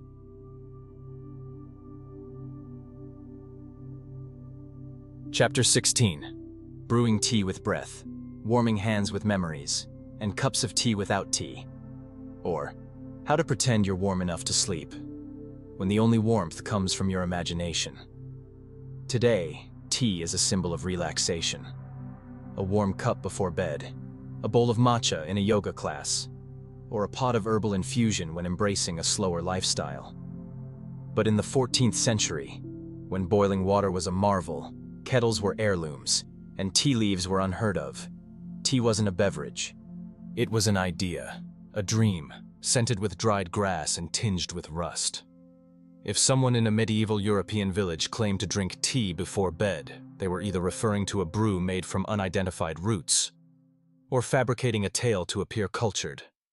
Real tea, from the East, transported by camels, sailboats, and sais, was exceedingly rare, prohibitively expensive, and certainly not for you, unless you were royalty, or a cook daring enough to sneak a taste from the bottom of the pot. Thus, medieval people had to be inventive. No tea, no problem. They labeled any hot, aromatic water as tea. Roots, tea. Dried leaves, tea. Grass from around graves, tea. If boiled and non-lethal within 3 hours. In remote villages, some even drank iced tea, meaning cold water mixed with slightly sweetened mud, leading to deep sleep, not from relaxation, but from infection. However, not everyone had the means to boil water. To boil water, you needed firewood. To get firewood, you needed access to forests. And if you were a peasant, entering forests for wood could be as perilous as stealing a crown. Consequently, most poor people warmed their hands not with hot tea, but with their own breath. A mother would blow into her child's palms as if she were a human kettle. A father would press his hands to his child's cheeks and ask, "Warm yet?" even though his hands were colder than the moon. Children, those creatures capable of self-heating by running circles around chicken coops, would curl up in cloaks, hands tucked into hands, dreaming of a brown beverage that didn't require chewing. On some nights, people sat by dying embers, not hoping for boiling water but pretending to brew tea. They'd pour cold water into bowls, stare intently, and whisper as if listening to tea leaves unfurl. This wasn't mere pretense. It was survival through imagination, a form of meditation, before meditation had a name, a method of warming the spirit with non-existent but necessary comforts. Some created imaginary tea for children by placing a bowl of water in their laps, stirring gently and saying, "Drink up, tea for sweet dreams." The children knew it wasn't tea, but drank anyway. Because no one refuses something offered with gentle eyes, even if it's just cold water and a tender lie.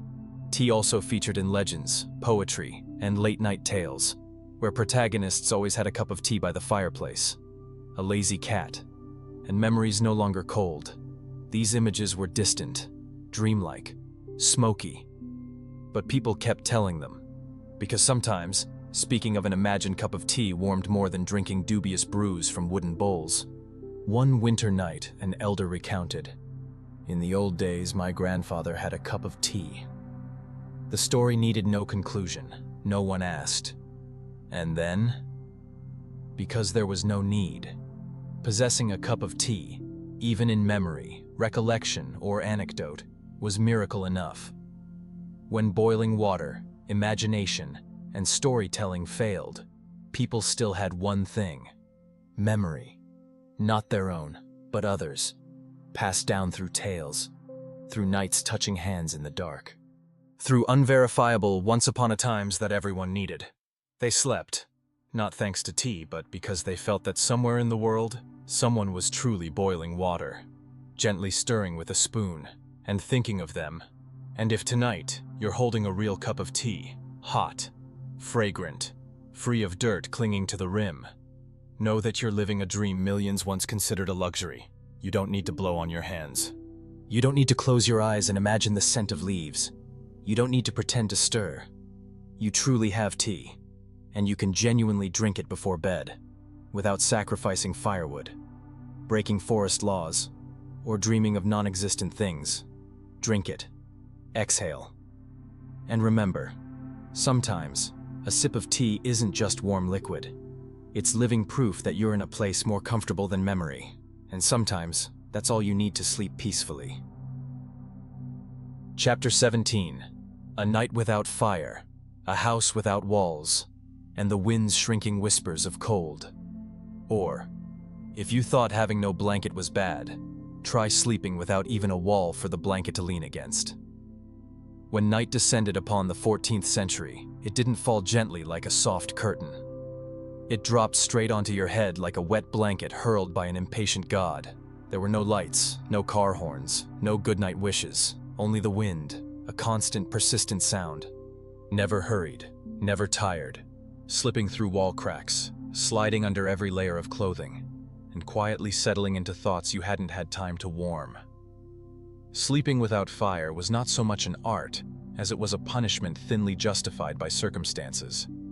And the circumstances, regrettably, often went something like this: no firewood, no hearth, no legal right to cut trees, nothing to burn except your pride, which had already frozen solid.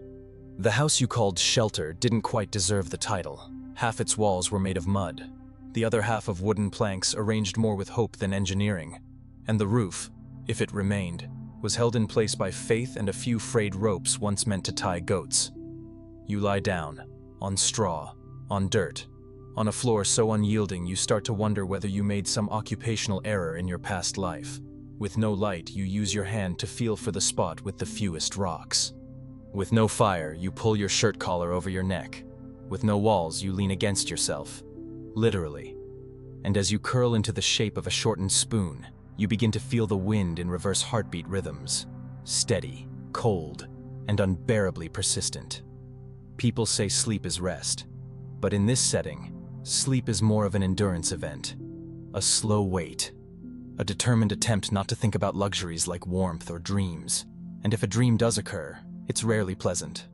Often it's just the vision of a wall, a single wall, enough to make you cry. Mid-dream. Medieval people didn't complain, not because they didn't suffer, but because there was no one to complain to.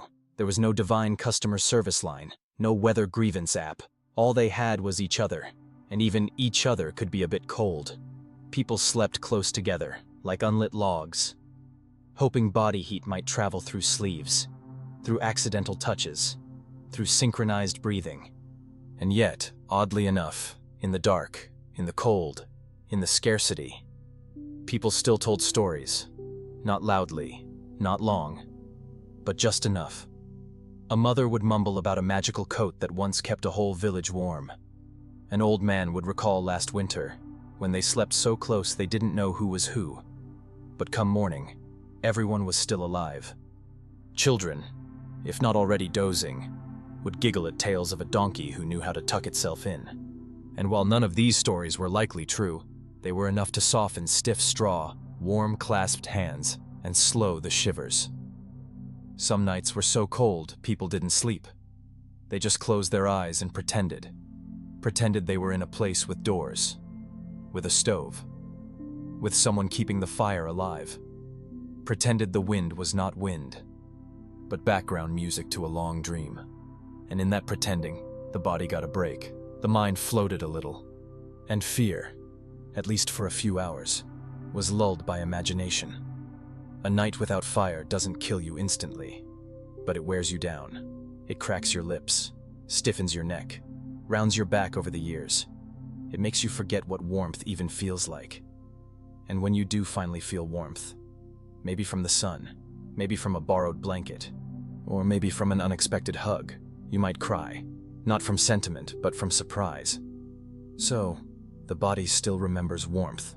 So if tonight you're sitting in a room with a heater, with lights, with walls that hold back the wind, and windows that don't leak, you don't have to feel guilty.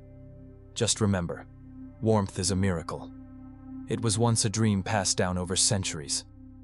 And if you can sleep without hearing the wind slice through your ribcage, then you are living in a chapter of history your ancestors once longed for. Like a hug without explanation. Go to sleep. Don't worry if you don't have anything to dream about. If you have a roof, a wall, and even a little gratitude tucked into your chest, then tonight, you are luckier than millions who once had nothing but darkness and hollow promises of spring.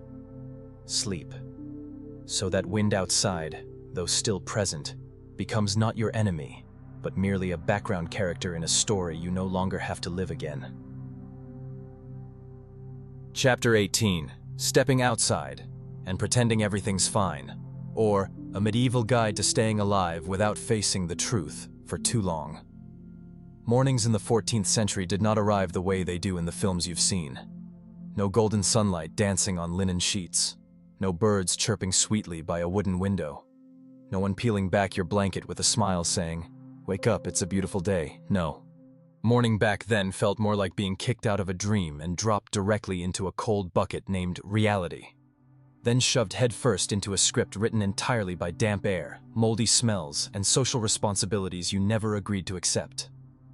You didn't wake up. You opened your eyes because of the cold. Because the light slithered in uninvited through the cracks in the mud walls, crawled between splintered wood slats, and landed directly on your eyelids like a blunt reminder that you still owed life another day. No one woke you, but you still had to get up. Not because you wanted to, but because if you didn't, the chicken might peck your nose, or worse, your mother might. After dragging yourself out of the straw pile that once qualified as a bed, and now served as the residence of 2 mice and a mythological level backache, you stepped outside, not to breathe in the fresh morning air, mind you, because that air smelled of damp ash, wet soil, and the lingering presence of humans who had not bathed since the first frost. You stepped outside to do something important, to pretend that today would be better than yesterday. Pretend that your hands weren't so cold they could knock on your forehead and sound like wood. Pretend that breakfast, if it existed, was not a brick-hard chunk of bread and a piece of salted fish from last week that was doing its best to convince you it was still edible. If you closed your eyes and chewed with your imagination, medieval people were masters of pretending. They pretended that holes in their shirts were a fashion statement. They pretended that rain was a sign of good luck. They pretended that sleeping 4 hours and waking up with numb legs was completely normal, maybe even good for circulation. They didn't pretend to avoid pain. They pretended because there was no alternative. You might ask, why not just sit down and rest for a bit? And the answer would be, because if you sat down, you might not be able to get back up. Everything hurt. Your legs, your back, your neck, your memories. Even hope felt like a rock you had to drag through the village. So it was better to just keep moving, keep pretending, keep acting like you had a plan, even if your only plan was to make it until sundown and not cry when the wind hit your face just right. Strangely enough, in that landscape, people still laughed, not joyful, carefree laughter, but the kind that escaped you by accident. like a dry chuckle when you slip on mud and no one saw, a sound short and brittle, but strong enough to stop you from sinking under the weight of all the things you didn't have time or words to name. Children pretended that stones were cakes. Adults pretended that tomorrow's rain might be gentler. Old men pretended that the popping in their knees meant good luck. Old women pretended that remembering where they left the turnips mattered more than remembering their grandchildren's names. That's how they lived, a fragile balance between truth and fiction. Between this is real and this is what I need to believe to keep going. And somehow that pretending became something very close to strength. No one told you to be strong, but if you got dressed, walked out the door, and faced a day filled with mud, cold, and potential taxation, you had already done what not everyone could. You didn't run, you faced it. In a slightly crooked and comically awkward way, yes, but you faced it nonetheless. People didn't say, "I'm fine today." They said, "Still not dead." And in that phrase was a little pride, a little sarcasm, and a little relief, as if surviving one more day earned you a tiny medal made of string and a broken coat button. And you, if you're reading this in a sealed room, with windows, hot water, and an evening that requires no pretending, you've already outlived your ancestors in the art of surviving. You don't need to step outside and act like you're fine. You just need to exhale, pull the blanket up, and smile softly before sleep. But if one day you feel like life is too much, your head too full, and your chest too windswept, try stepping outside, taking a deep breath, and pretending that everything's okay. Because sometimes, the only thing you need to keep going isn't an answer. It's a step forward, and a lie gentle enough not to break you, but real enough to keep you standing. Go to sleep. Tomorrow can be dealt with then. And if it can't, well, that's fine too, as long as you still have a reason to get up and pretend all over again. Chapter 19, Things You Thought Were Lost, but were just pretending to be. Or, the strange truth about medieval memory and misplacing yourself on a moonless night. Some nights stretch so long, time no longer passes in minutes or hours, but in the sequence of sighs whispered into the dark. No one counted the night with clocks. Clocks hadn't been invented yet, and even if they had, no one in your village could afford something designed only to remind you how much time you were wasting. Medieval nights stretched out like promises left hanging, soft, damp, persistent. And within that darkness, small things began to shrink, quiet down, and vanish, as if they'd never existed in the first place. Not stolen, not taken, just slipped away, like a thought you couldn't quite finish, like a name that once sounded familiar but now feels foreign, like a distant province on a map you can't read, like the gloves you used to have. But one winter morning, you open the chest and find only a single glove, resting quietly, as if it had always been alone. So you tell yourself, I must have dropped it somewhere. Then you step outside, look around, search, call out. But nothing answers. Nothing returns. Only the wind. And wind doesn't hold things. It only passes through, carrying away whatever isn't tied down, never leaving a return address.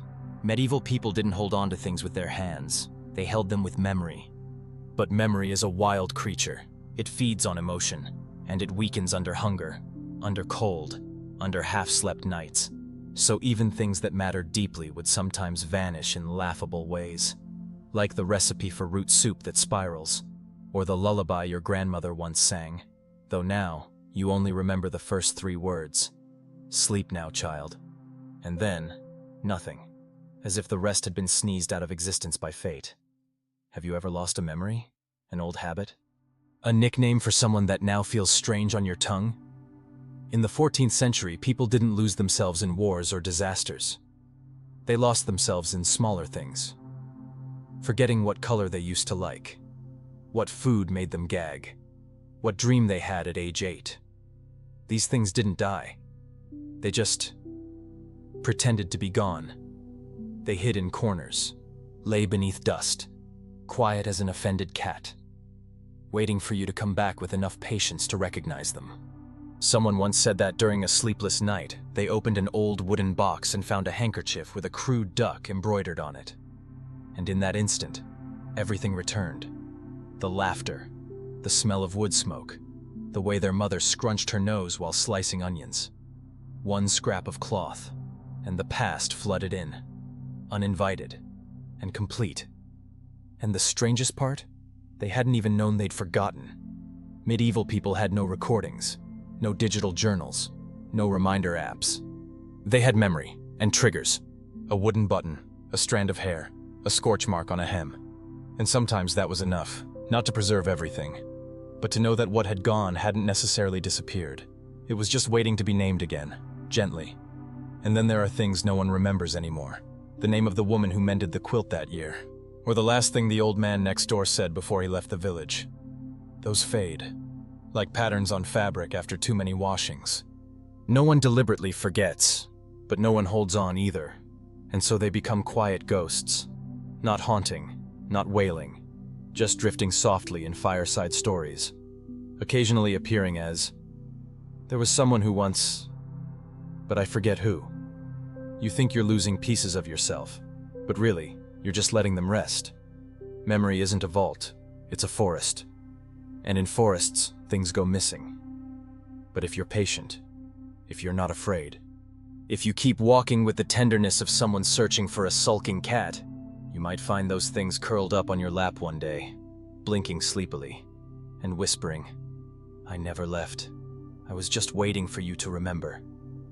And if tonight, your chest tightens at the touch of an old object, or a faint melody, or the sudden return of a detail you didn't know you once held, don't be alarmed. You are not losing your mind. You are being reminded that part of you is still intact. You just hadn't said the right password. Go to sleep. The things you thought were lost may just be silent because your heart wasn't warm enough yet to hear them coming home. And if tomorrow, you open your eyes and feel like some long-forgotten part of you has returned, please smile and say, "Welcome back." Chapter 20. The Cold Forge, the Scattered Ash, and What Remains After All, or a warm story about the coldest things that ever existed. One day, you wake up and realize the world no longer needs you to light the fire. No one knocks on the door. No one sends you a knife. No one asks, "Can you fix this?" There are no footsteps. No wind carrying the smell of scorched fat from the village's edge. No children darting past the forge to knock over the bellows and laugh like they'd just fractured the laws of the universe. Only silence. Soft like ash. Not hot, not cold, not loud, not heavy. Just clinging to every surface like the dust of a question you never dared to ask. You get up. Step slowly across the hardened earth floor. Not because you're tired, but because the floor is used to heavy footsteps. And if you walk too lightly, it might mistake you for a ghost. You lay a hand on the anvil. It's still there, cold like a memory no one wants to repeat, heavy like a sentence no one needs to hear anymore. And the forge is cold. Not just cold, but extinguished. No warmth lingering in the bricks. No sputtering sound of fire tripping over damp coal. Not even the acrid scent of the past being reheated into the present.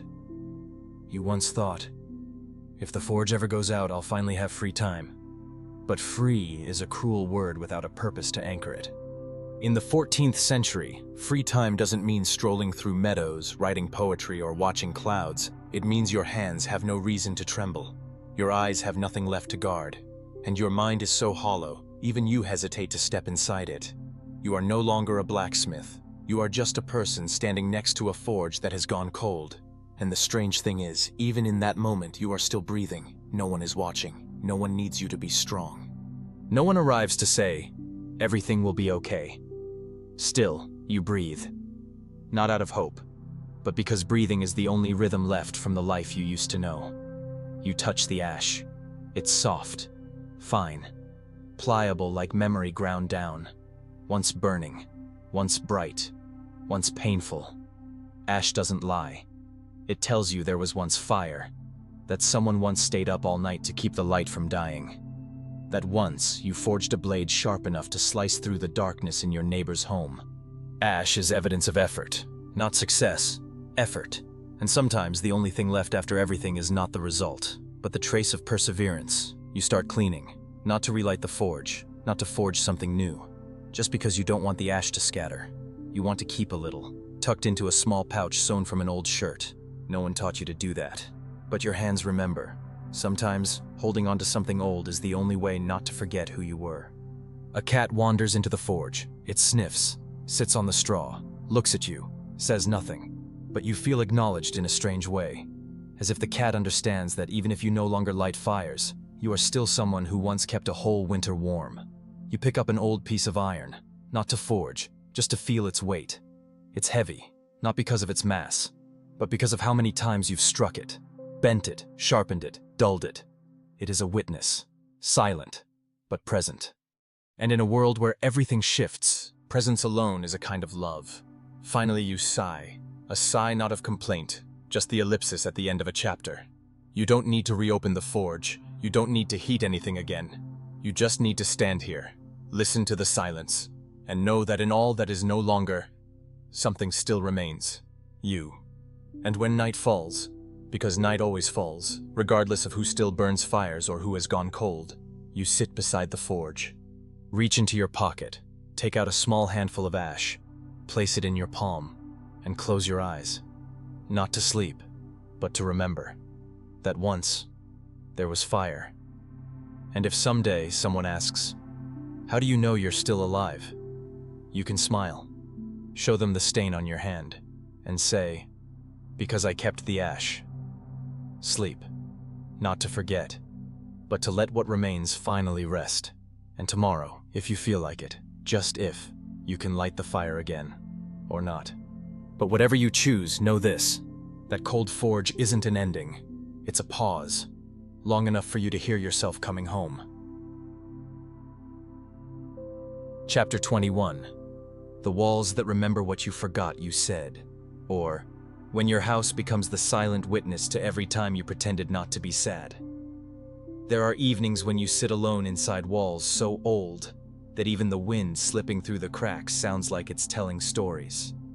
And you begin to realize something you might have once known, but chose to forget, that the place you live in isn't just a shelter from rain or cold, but a kind of diary that keeps secrets. The kind with no lock, no words, yet somehow remembers every sentence you ever let slip in the longest nights of your life.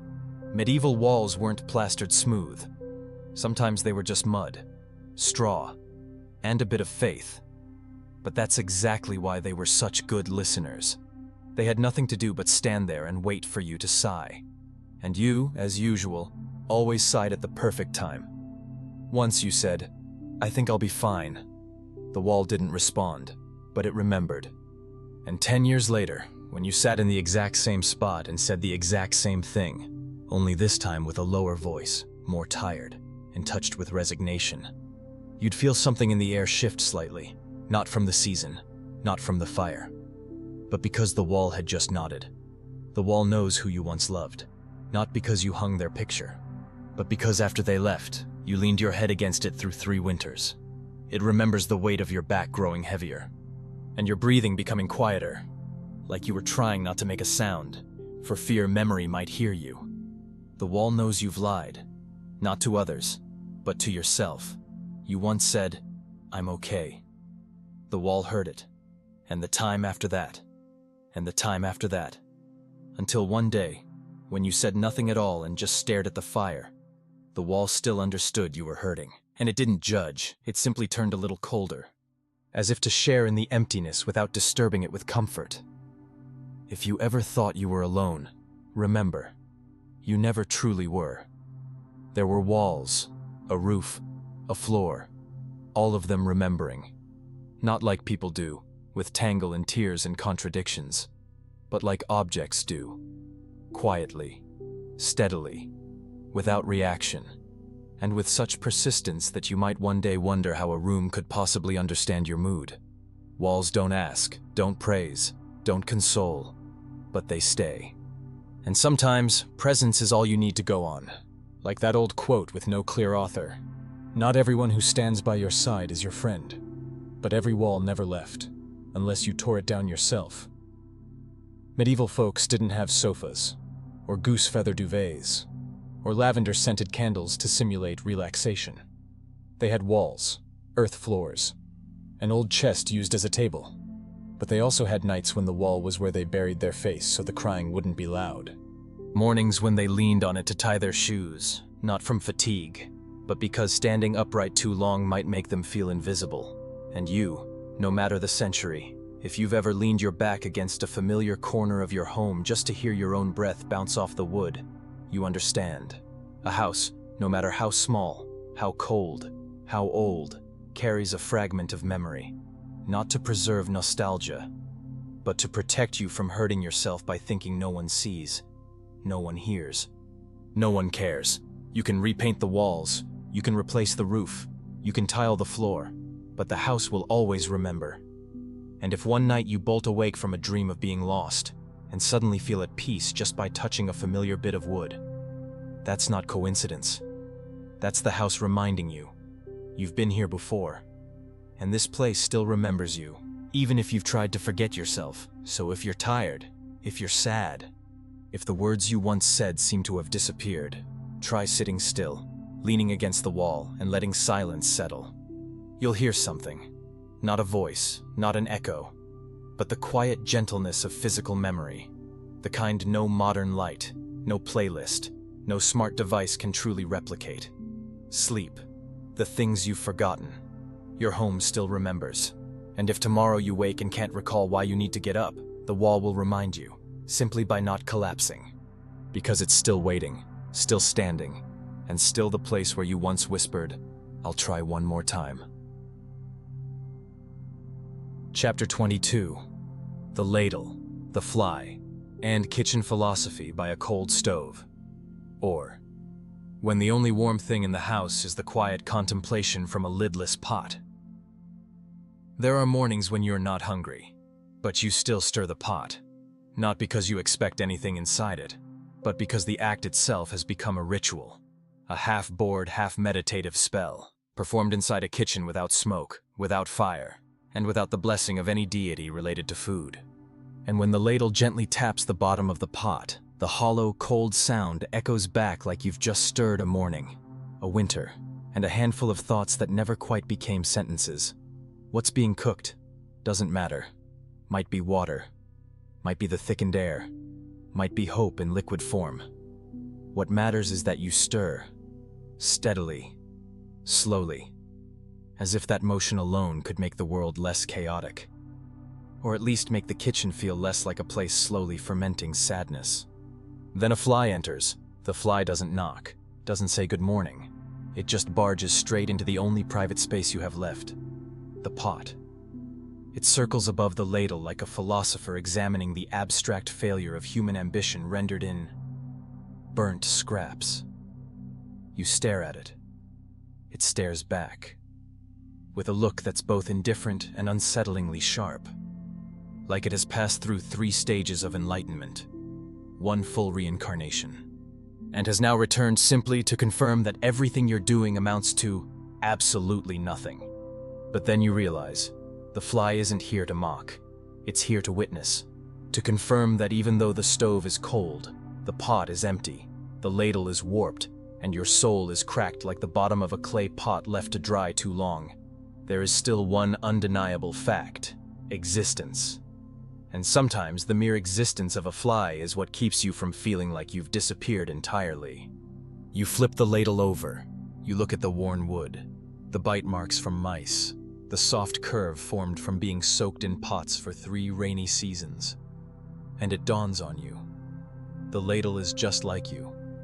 No longer new, no longer smooth, no longer neatly stored away after every meal. But it's still here, still doing its job, still stirring, still resisting burns, still patiently waiting for something, be it bean soup, boiling water, or a life decision, to show up in the pot. Kitchen philosophy isn't written in books. It's not taught in monasteries, but it exists. In the way you stir a pot even when it's empty, in how you adjust a crooked lid even though it covers nothing, and in the way you pick up a broken-handled ladle just to feel something solid in your hand. And then you chuckle. A short, dry, tired chuckle. But a real one. Because you've just realized you're sitting here philosophizing with a fly and a ladle, in the 14th century, in a thatched roof house. with no one watching, no applause. And somehow, that's oddly comforting. Some say philosophy only begins when people are well fed enough to sit down and ask questions. But medieval people would disagree, by tapping their ladle lightly against a pot lid, to say, sometimes it's when you're the hungriest, coldest, and loneliest that you finally have the time to think properly, because all the noise is gone, because there's nothing left to lose, because stirring an empty pot is still an act of belief, a belief that even emptiness can yield a fragrance if you just keep stirring long enough. The fly still buzzes, the ladle still tilts, the stove is still cold, but your mind has softened, as if the kitchen is gently calming you with its silence. A wordless kind of empathy only those who've cooked with hope would ever understand.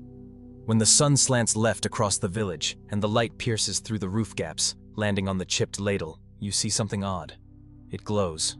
Not shimmering, not mystical. Just a plain glint of light reflected off old wood. And in that moment, you feel your heart warm. Only slightly. Not enough to cook anything, but just enough to keep you from letting go. The world hasn't changed, but you stirred it, literally and metaphorically. And that, sometimes, is the most revolutionary act a person can perform on a windy Tuesday morning with no food and one observant fly. Sleep now. Maybe tomorrow you'll stir again. Maybe not. But tonight, let the ladle rest by the pot. Let the fly roam freely through your dreams. And let yourself drift off beside this quiet kitchen philosophy. That even when everything is empty, you can still stir, and sometimes that alone is enough. Chapter 23. Midnight Sounds. What kept medieval people awake, or why you need a blanket but they needed silence, and a wooden club. Modern people often assume that medieval nights were tranquil, bathed in moonlight, and as serene as a classical melody played on a wooden flute in a misty forest. In reality, those nights resembled an orchestra without a conductor, where the main instruments were creaking wooden doors, pigs squealing in their dreams, and roosters deciding to crow at 2 a.m. Mistaking the moon for a drunken sun. Think you know what insomnia is? Try living in a thatched roof, mud-walled house, sharing a bed with 2 children, a grandmother who burps incessantly, and a flatulent goat. You won't sleep, not because you're not tired, but because the night won't allow it. The first sounds usually came from mice. Modern mice scurry as if taking a polite stroll. Medieval mice ran as if competing in the Olympics, across the ceiling. No one knew what they were training for, but their tiny footsteps echoed like a miniature army reenacting the Normandy invasion. Just as you were about to drift off, they'd line up and perform a synchronized tap dance on decaying wood to ensure you didn't feel alone. Next came the teeth grinding. Not yours, but from the person beside you. And not gentle grinding, but the kind that sounded like they were trying to re-chew their dinner in their sleep. Each grind made you wonder, if I gently tapped their forehead with a ladle, would they stop? Only to remember, the ladle was wedged against the door to block the wind. Ah, the wind. Today's wind is gentle, recorded, played as white noise to aid sleep. Medieval wind? It was a creature with a soul, a mischievous spirit that found the exact gap in your wall to howl through. Like the ghost of a forgotten brass instrument wailing in a graveyard. Each gust served as a reminder. Your wall isn't truly a wall. It's merely a prayer, wrapped in mud. If the moon was bright that night, you'd receive the added bonus of barking dogs. Not because of intruders, but because they couldn't sleep either. When one barked, the entire village joined in, a 4-legged chorus performing an unsolicited nocturnal concert. Lying beneath a musty straw blanket, you'd sigh, scratch your leg, and ponder whether dogs understood the concept of a curfew. Occasionally, if you were particularly fortunate, you'd hear an owl hoot. In literature, owls symbolize wisdom. In reality, their hoots resembled a priest coughing into a ceramic jug. They'd hoot precisely as you began to nod off. A gentle reminder. No, not yet, dear friend. And if your home was near the cowshed? Good luck. Cows don't sleep the way you might think. They ponder, they breathe, they dream. And when cows dream, they moo. Not loudly or frequently, just enough to jolt you awake, make you turn over, and question whether that sound was your great-grandfather's spirit sending a message. And just as you were about to fall back asleep, your grandmother would start snoring. Snoring today can be treated. Machines, medications, special pillows. Medieval snoring? Incurable, and potent enough to serve as an earthquake warning. Grandma's snores ranged from broken blacksmith's bellows to watermill with a missing gear. And you had no choice but to accept them, much like the sea accepts waves, reluctantly, but helplessly. Sometimes it was the sudden silence that startled you awake, because when everything went quiet in a place usually filled with noise, it wasn't peace. It was a sign that something worse was imminent, perhaps a thief, perhaps the cat had entered the kitchen. Perhaps you'd accidentally slept for 3 minutes, and your brain refused to believe it. And the strangest part? Medieval people were accustomed to all these sounds. They didn't hope for silent nights.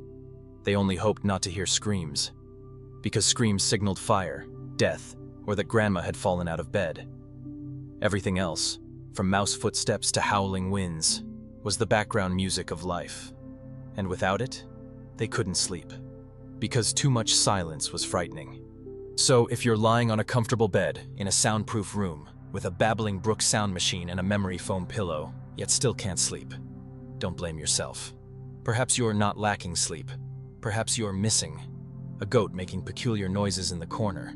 Sleep if you can, or listen, because within every nighttime sound, even in the modern era, resides the spirit of medieval nights, whispering, "You're not alone. We too suffered from insomnia, and survived. With mice, with wind, with grandma." Chapter 24, The Disappearing Art of Doing Nothing in the Dark, or When the Only Thing Left Glowing is the Thought Simmering in an Unlidded Pot. There was once a time when darkness was a presence. Serious, undeniable.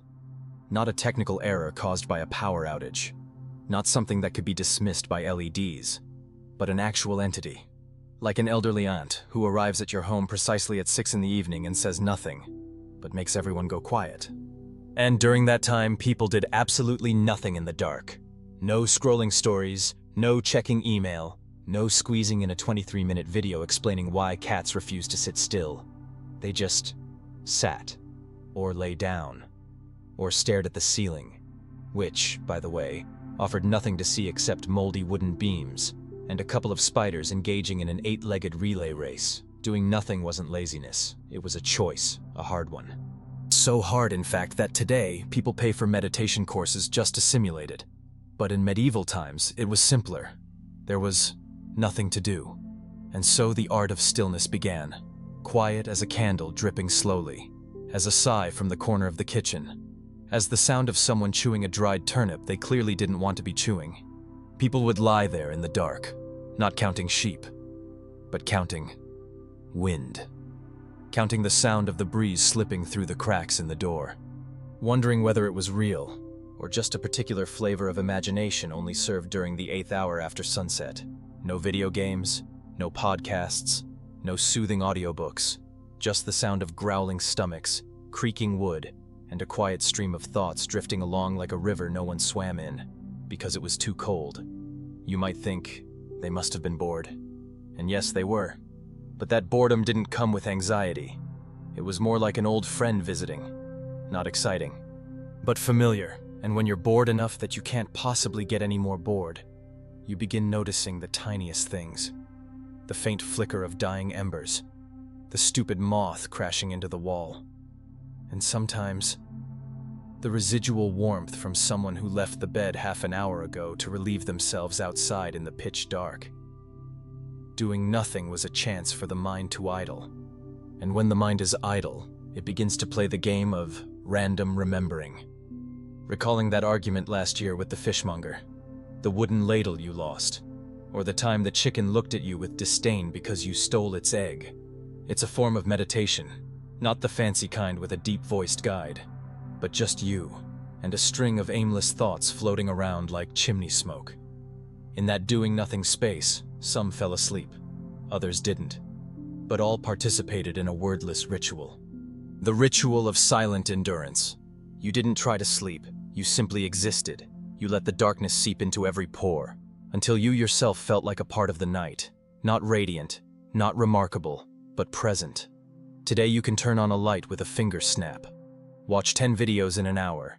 Read 30 headlines in 2 minutes. You fear the moment of doing nothing, and you call it wasting time. But medieval people knew better. Wasting didn't mean doing nothing. It meant being afraid to stop. Doing nothing in the dark wasn't just an activity. It was an inner space. A place where everything softened, where no one judged you for staring at a mud wall for an hour, where even the spider on the ceiling felt like quiet company. Of course, not everyone loved the dark. Some were afraid of it, and with good reason. Ghosts, spirits, noisy dead relatives scolding people in dreams. But the scariest thing wasn't what might be out there. It was what was already in your head, when nothing was there to distract you from it. And somehow, medieval people learned to live with that fear. They accepted that maybe there was a ghost in the corner. But as long as it didn't speak, didn't touch their feet, didn't interfere with breathing, it wasn't worse than Uncle's snoring. So tonight, when you lie there, no phone in hand, no headphones in ear, and just listen to yourself breathe, know that you're practicing a forgotten art, the art of doing nothing. And in the dark, where everything softens, you don't have to be anyone. You don't have to be cheerful. You don't have to succeed. You don't have to understand. You just have to be. Like a small candle, flickering, but patient, burning not to illuminate the world, but simply to remind you that even when nothing happens, you are still alive, not loudly, not famously, not triumphantly, but alive. And perhaps that is the most precious thing you can still do in a world that increasingly refuses to be silent. Chapter 25. You slept.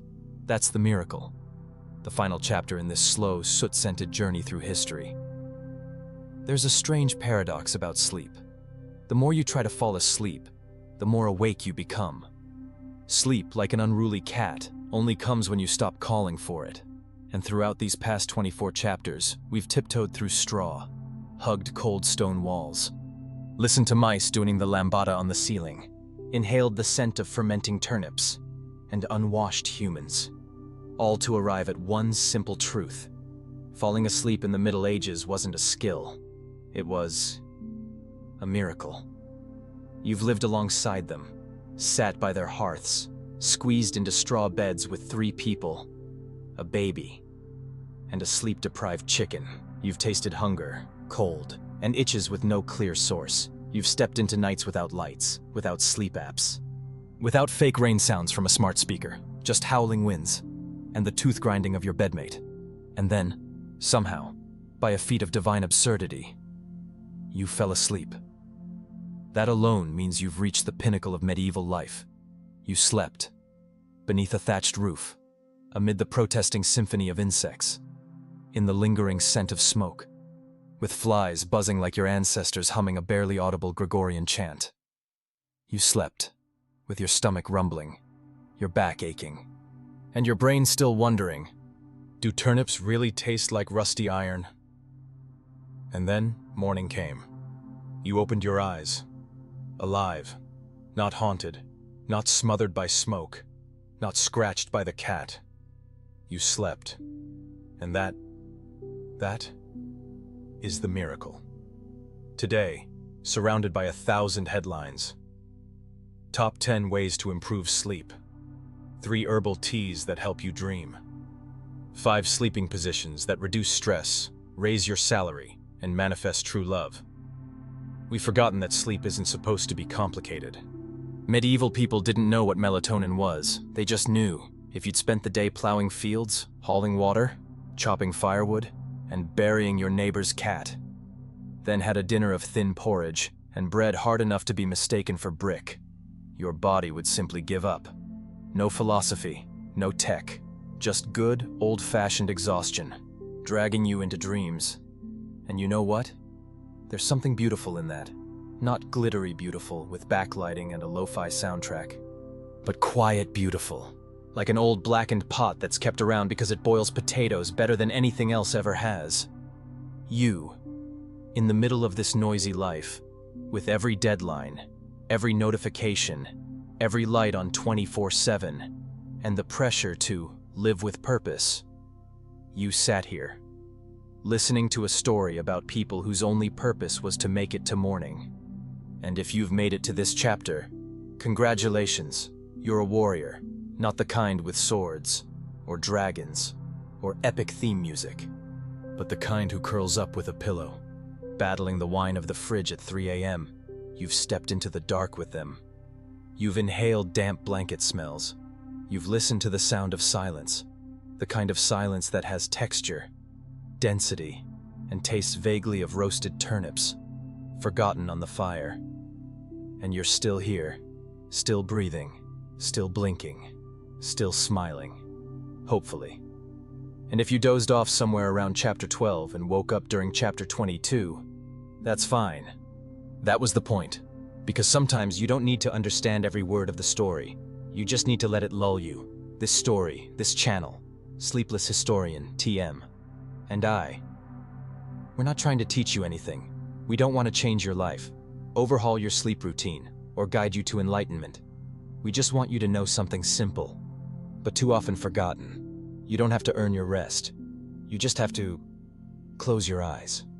If today you feel tired, if you tried your best but the day still felt like a mess, if you didn't finish your to-do list, if you overate or undereat or felt a bit invisible, please, let all of that drift away, like chimney smoke from an old fire, and sleep, because you lived a whole day, and now, it's time to do nothing. Thank you for coming this far with me, from turnips to straw beds, from wall-gnawing mice to the art of upright sleeping. And if you found this journey lovely, strange, memorable, or simply sleep-inducing, don't forget to subscribe to Sleepless Historian, TM, because who knows, there might be another night, just as long, just as cold, needing a voice to keep you company. Sleep well, wherever you are. Whether today was a masterpiece or a messy blur, you slept. And that, my friend, is the miracle.